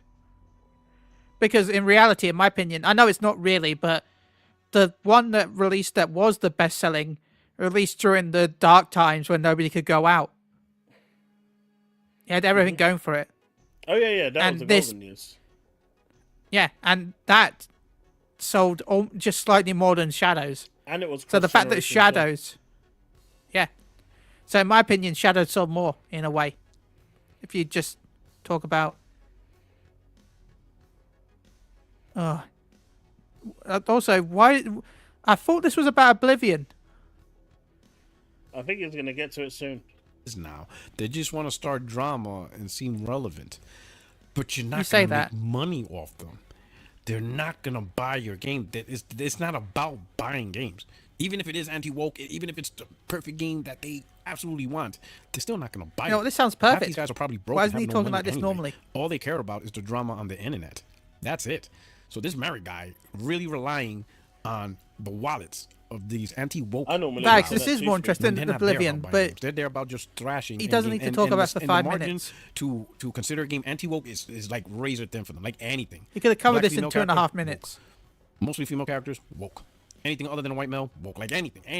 They will nitpick anything and call it woke. Even things that is not even racially, is not even based on a culture or whatever. They'll just call it woke because it's not on the platform. It's exclusive to PlayStation. Oh, woke. It's weird. They just want rage content and trash talking. But you're not gonna make money off of these guys. So I guess in this case, go anti-woke, go broke. On another news I want to talk about, if you're familiar with a Twitter account, Detective Seeds, he's been talking about, eventually, he already knew behind the scenes that, here we go, Oblivion 4 was getting. I mean, Detective Seeds was wrong like every single time. At this point, he was like, it's going to come out on a day that ends in Y. Remaster, remake, or whatever, right? And Bethesda officially announced it. I heard it's going to come out on a day that tomorrow, ends in a they're weekday. most likely going to show, gameplay, reveal all the improvements and all that stuff. So he was right. He was right about. No, it wasn't. the Oblivion remake, and it's here and stuff, right? Everybody now still talking about. I is it gonna be even exclusive to Xbox. What? Come on, we need to teased stop that.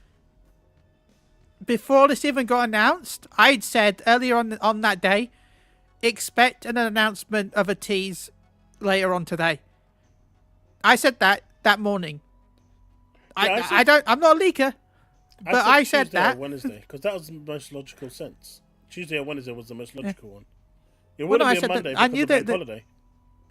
Yeah, but like I knew that they were going to release it on Monday, but I knew that there was going to be a tease drop on Monday to announce when the announcement was going to be, and that's what happened. Monday they dropped a teaser image saying tune in tomorrow. Yeah. Anyway, It was right. They might release it at the end. It's not gonna be exclusive to Xbox. You just move on from that.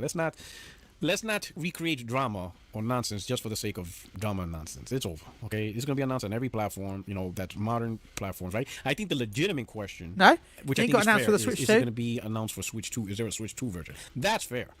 It hasn't But been don't announced ask if yet though. there's a PlayStation version. Yes, there's a PlayStation version, and yes, there's a PS5 Pro enhanced version. Okay, it's there. Let's not create drama and stuff that's unobvious. Does anyone know what the enhancements are for PS5 Pro?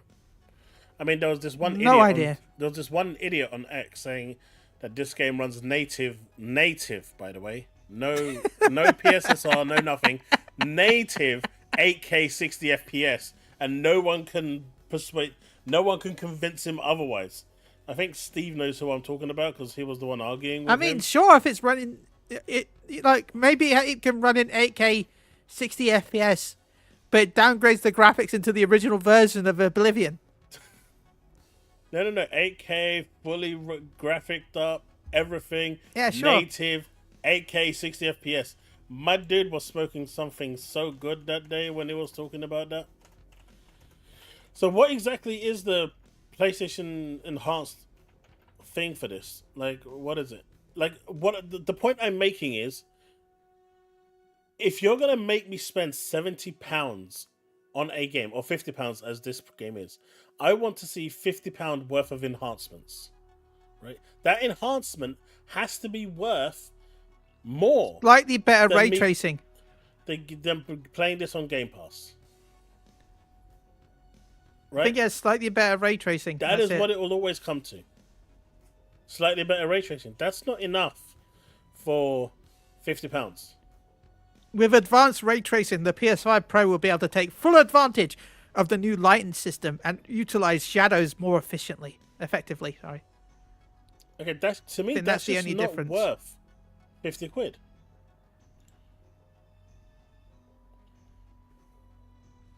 Yeah, I haven't seen one yet. Digital Foundry hasn't done it, but even with like Assassin's Creed, there wasn't a £70. I mean, no, that wasn't on Game Pass, so the PS5 Pro version was superior in that case. But games that are on PS5 Pro that are on Game Pass day one, like Clear Obscure Expedition 33, for example, that's a £50 game. And this is what I was saying with Reforged. Well, no, it's 40, right? Sorry, for $49.99. It's 40. The physical is $49.99, but digital is $40 to $44.99. I don't know. I think that's when I was looking on Xbox Game Pass today. No, It said $49.99, but I could be wrong. It's dollars, but I know $49. But on PlayStation, it's £45. It might be the deluxe edition that's £50. Yeah, deluxe is 50 probably. But either way, what I'm saying is, I need to see a £40-50 increase in that game for me to consider even looking at the PS5 Pro. Right? And no, Susano, I don't think it'd be path tracing. I don't think the PS5 Pro could actually do path tracing unless you're path tracing Snake. Then maybe. I might have to do a react video on that one later. Devastator. Maybe we can get Pong in path tracing, but that's about it. But do you understand where I'm coming from? I mean, I have a PS5 Pro. Yeah. If you, at the end of this year, I promise you, the most played game that I'm gonna have on there right now, as of right now, is a free-to-play game called Wuthering Waves. Yeah. Right. That's how much I've got nothing to play on there. Because I'm not gonna spend extra money to play a game on the PS5 Pro when it's available on my Xbox for the same, for as part of my subscription service that I've already paid for, which has paid off itself tenfold. So that game has to be exponentially better to the point where I'm actually going to benefit from it. And I'm in a lucrative position right now where I actually have a decent PC, which is starting to show its age, because even running everything on Ultra on Obscure now with quality DLSS, it's breaking 60 FPS, but it's, my time to upgrade is coming. I could always switch to that as well, but obviously, if we're not including PC, you still have to show me that there is a £40, £50 or £70, depending on the game, benefit to what you're playing to make me spend that extra money. And at the moment, with the PS5 Pro, I've not seen any of that. I've not seen a game that's available on Game Pass that's been released on the PS5 Pro that tells me that it's worth me buying it flat out for £50, £70, £40, whatever it is. That extra money spent just doesn't, there isn't a game that's showing me that's worth it. And for that reason, I stick to my Xbox and PC, depending on which one I have access to. My kids play Roblox on my 3090. If there was like an in-year review, you'd see it's used like 70% is on Roblox because that's all they play. I mean, I was the same with PS3. I used to play. I would say 70% of my gameplay for the longest time was Warframe. Basically, ray tracing stimulates the path. That's path tracing he's talking about. Yeah, path tracing is the next level. Yeah. Path tracing is awesome. Like that is next level shit. I've seen Indiana. I don't even think we're gonna get past. We're not gonna get path chasing in next gen though. I don't think. Honestly, that's next gen. I've seen Indiana Jones running with full path tracing. Oh my fucking god! It's insane. It's insane. It makes it like I. But I. Go ahead. I don't think it's gonna be next gen. If it is, it's gonna be the equivalent of the first gen RTX. We're going to get very limited path tracing if it happens in next gen. I don't think we're going to see that until next gen on console.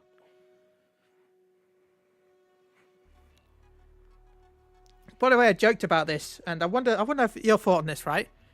You know how current gen has lasted so much longer, right? PS4 games are still coming out on PS5.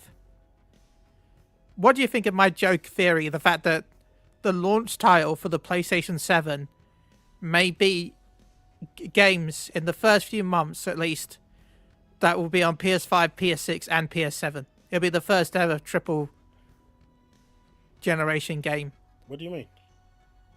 Like, I think we may see PS7 in like 2033. My contacts have already told me that the first game coming out for the PS7 is The Last of Us Remastered Remake Edition. Yeah, but no. What do you think though? Like, because of how long games take to develop now, that there's a huge chance we might see a PS5, PS6, PS7 game out at the same time. Yeah, The Last of Us. You think I'm joking, but when it comes and it happens, you're gonna say, "Do you know what? Of course it's gonna happen, but I don't think that's a launch game. It will be a launch game. You'll see it. Look at the extra details on his face. Can I say launch window? It has a wrinkle on his face. Yeah. No, Last of Us, the completest edition, the pure complete edition. Yeah, and so is GTA, Sappho. GTA has also been out on 3 generations. Yeah. But what I mean is, like, the game will be a new game, but because it's been in development since 2027, will be on all systems. Miles Morales. Yeah. That would work. Yeah. But yeah, so for me, yes, the PS5 Pro may offer better lighting, but is it £40, £50 more better lighting? Because that's what I look at. And if it's not, and it doesn't change the game, like dramatically to the value, then it's just not worth me even looking at the Pro version, because Game Pass is already paid for. Right? Like, I've paid for Game Pass, and the actual service, the games I've played this year already, has already paid for the value of my Game Pass. So anything that I'm playing, like the majority of this month and going to the end of the year, for me is technically free. I don't get Game Pass for free. I pay for it, but I've already got my value from it. Me, my kids, we've already, got the value of what we paid for in £170. That's already been covered. Everything now is free. So you're basically competing, with a little bit better ray tracing for 50, for free? You have to offer me a lot more than that if you want me to buy it. That's where I stand. It needs to it needs to be better. I actually think a lot of next-gen consoles are going to have that problem.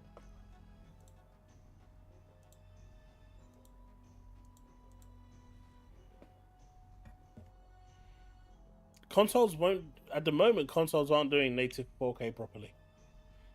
Even Indiana Jones, you see D-Batch saying, oh, look, it's native 4K, it's native 4K. No, it's not. It's dynamic 4K.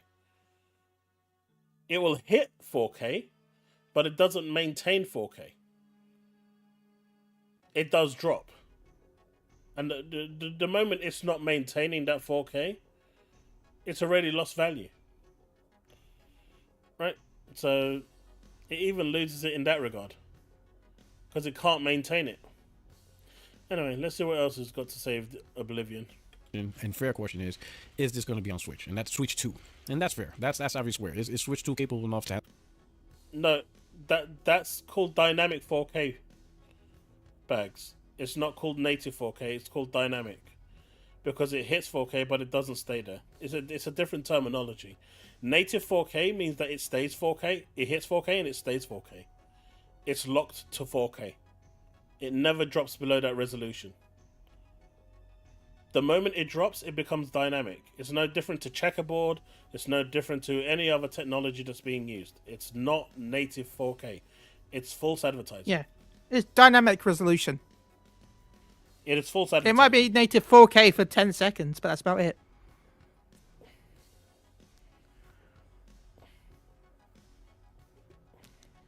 Oh.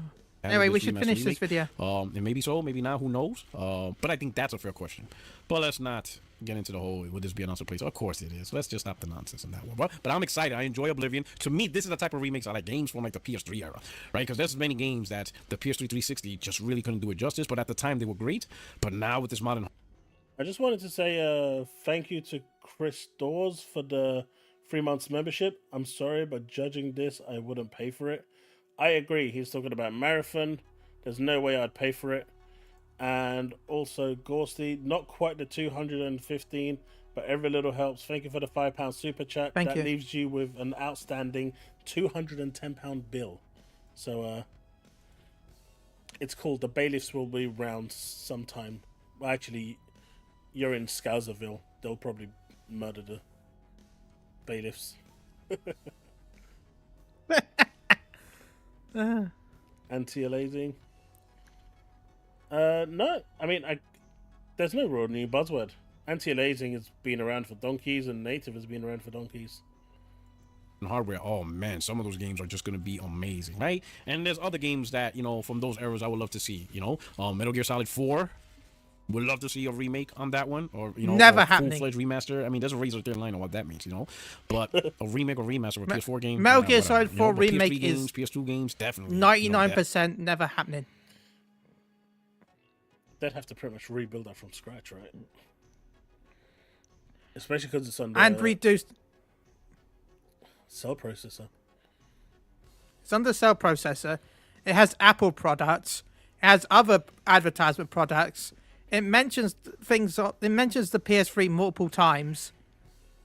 Like, I don't think they would have to rework the script. They would have to redo the items, and they would have to remake the game completely.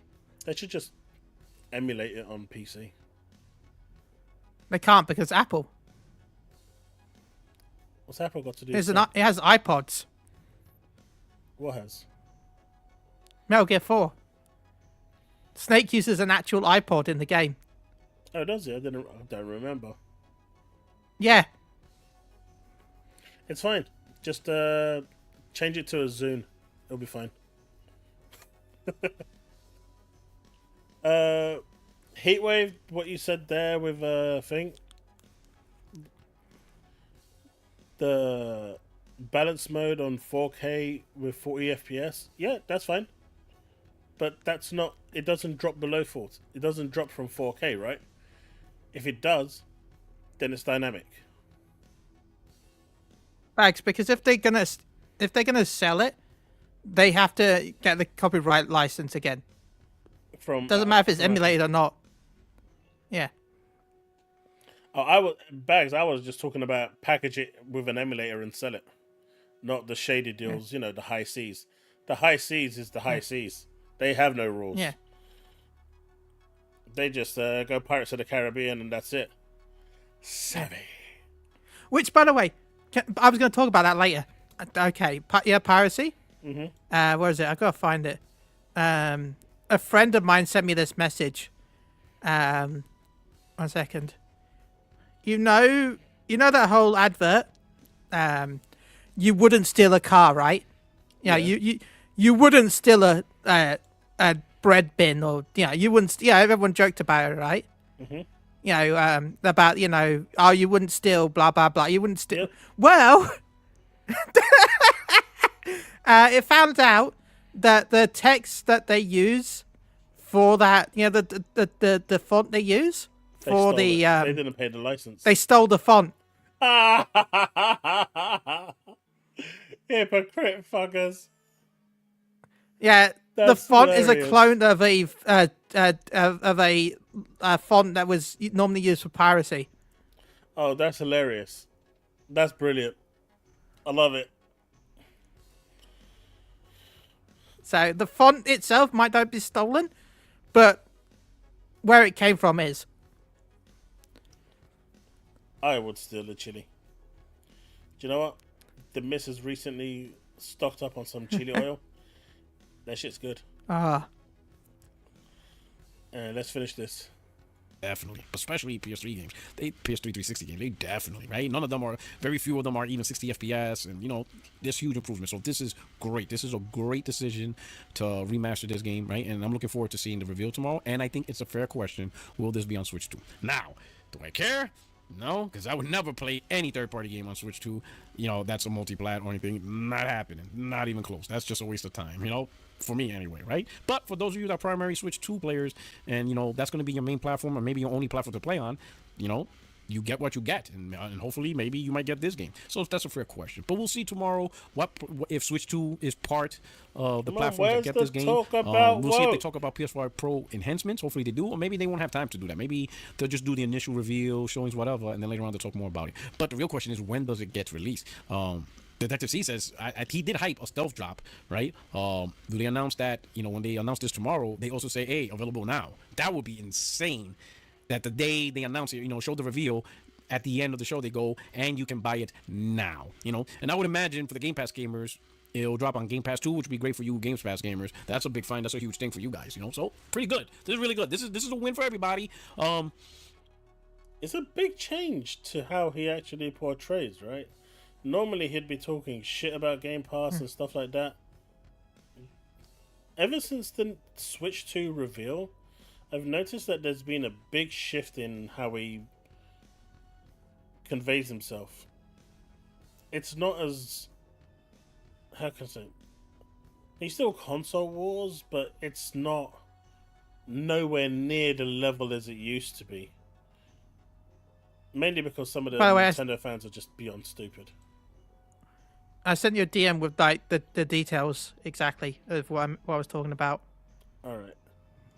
We'll see if Switch 2 is part of that. Well, obviously, if this is announced for Switch 2, obviously you guys ain't going to be able to play it tomorrow if it does get dropped tomorrow, right? You have to wait until the Switch 2 launch. But the fact that it might be there as part of the launch lineup, not bad for you Switch 2 gamers. So we'll see. Anyway, these two pieces of news is what I wanted to talk about today. Hope you enjoyed the video. If you're new to the channel, hit, subscribe, hit the like button, check out my Saturday Night Live with He did not. There was nothing in this for Oblivion.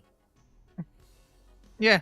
I think that go woke, go broke was the topic before Oblivion, and then Yeah. Oblivion was a different topic. This video was so boring. It was. I'm clickbait. sorry. I was baited into this. There was so much clickbait there. Oh, You know what's not clickbait? Watching one of Chaos's videos, which you watch right now. I know, right? There you go. Oblivion woke. Oh. Whoever should be punished severely. I agree, Steve. By the way, for those of you that are actually playing Oblivion, just a question: what class did you pick? Not Oblivion, but I'm hoping to start Baldur's Gate 3 next month again. I never finished it, but now that it's crossplay, I've got some friends that want to team up, so I'm excited. So this is what. What is this? This is what Chitty Devastator sent. It's not a video, but Mooch returns tonight. Look at that cast. As we he is the weird one, right? This one, the crap gamer. Nice, he shits on Xbox all the time, but still makes Xbox content. Whatever, that Xbox guy earlier wanted me to be on his Xbox podcast, but then didn't tell me what time he meant by. He just said, "Do you want to join us, Chili, at 6 o'clock?" But didn't tell me what time zone it was. Didn't tell me what day it was. So yeah. Hey, look, put it this way: at least you got an invite. Yeah, I got an invite to an Xbox podcast. That's great. Hey, at least you got one. I get plenty of invites, Chaos. I just had someone, I mean, that sounds like I get a lot, but I don't get that many. I But just had yeah. someone come into my stream and then unprofessionally, which I didn't say anything, Yeah. put an offer on the table when they could have done that in the background through a DM. I was even trying to say it. Send me a DM. I think you heard me right. I was saying send me DM if you want to. It was. Thanks, Steve. Yeah, I picked Dark Elf as well. I think I picked Aragon, the lizard people. Right? Who'd you tell, Steve?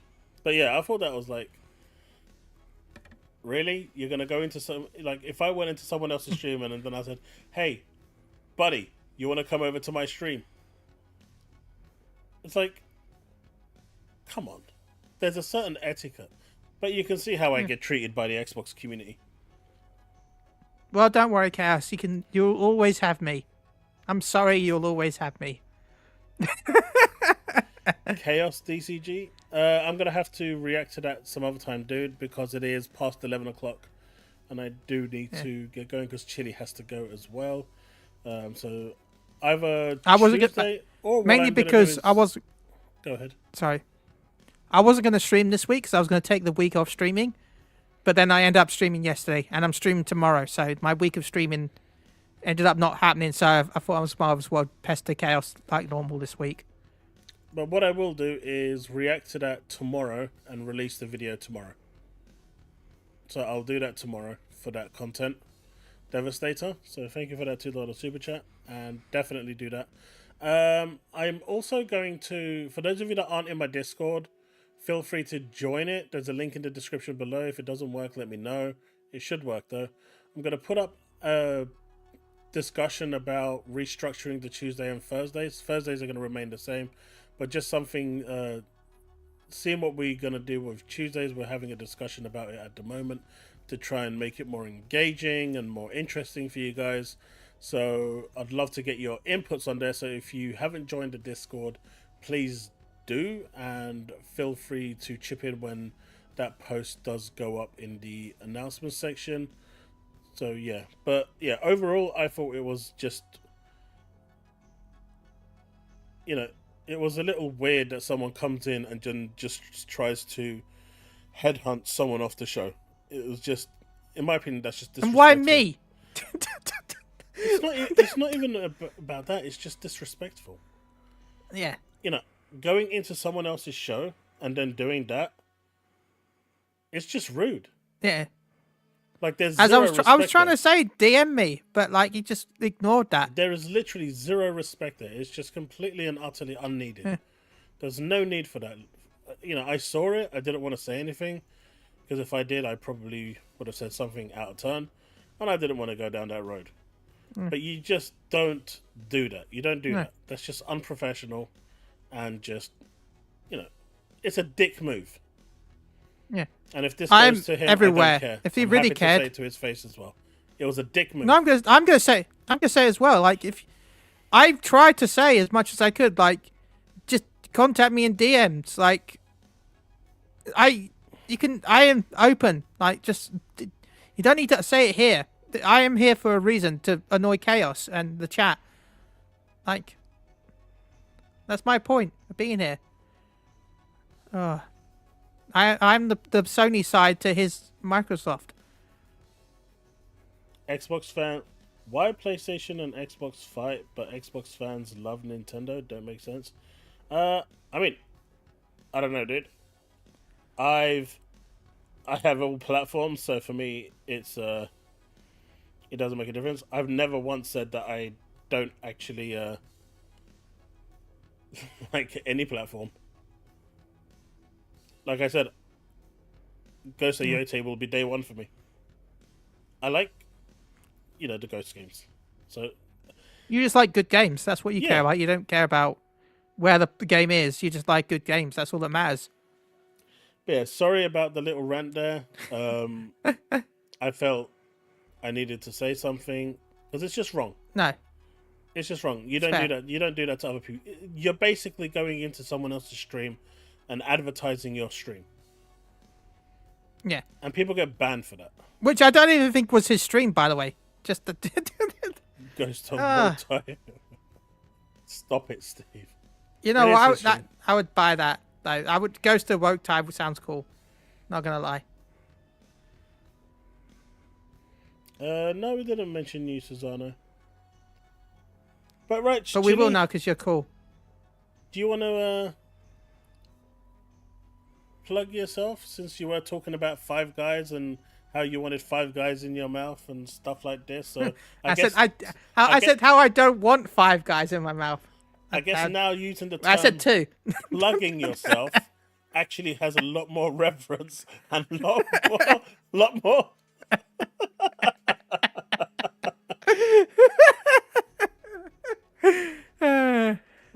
And no, I said, quote me, if I put Five Guys, someone said you should have Five Guys, and I said it would kill me because you know it has peanuts, and I'm Yeah. allergic to nuts.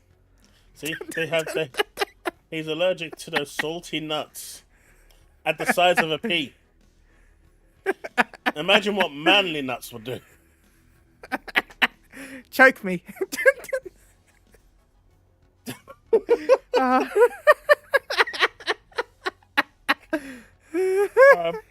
Plug yourself and let's get out of here. Okay. I hate the fact that that's still. Okay. Well, you can find me over at Holified Saying Gaming. We've actually lost a couple of subscribers. We're down to 165, but the views have been up, which has been nice. So big shout out to everyone that comes to support the channel. Yeah, it's why I play. It's why I play Rivals Calendros, because of, you know, you've got Emma Frost. Anyway, remember you can go check me out, Holified Saying Gaming on YouTube. Remember you can find me at Mugglegram Radio on Twitch.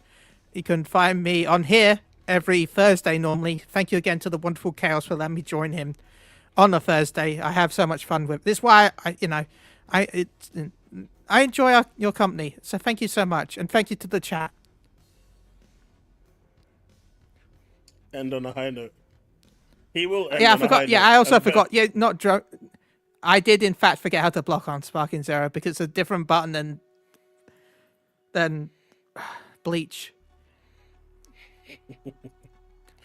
If someone could just. But plug thank you his for the channel comments, Gortsy.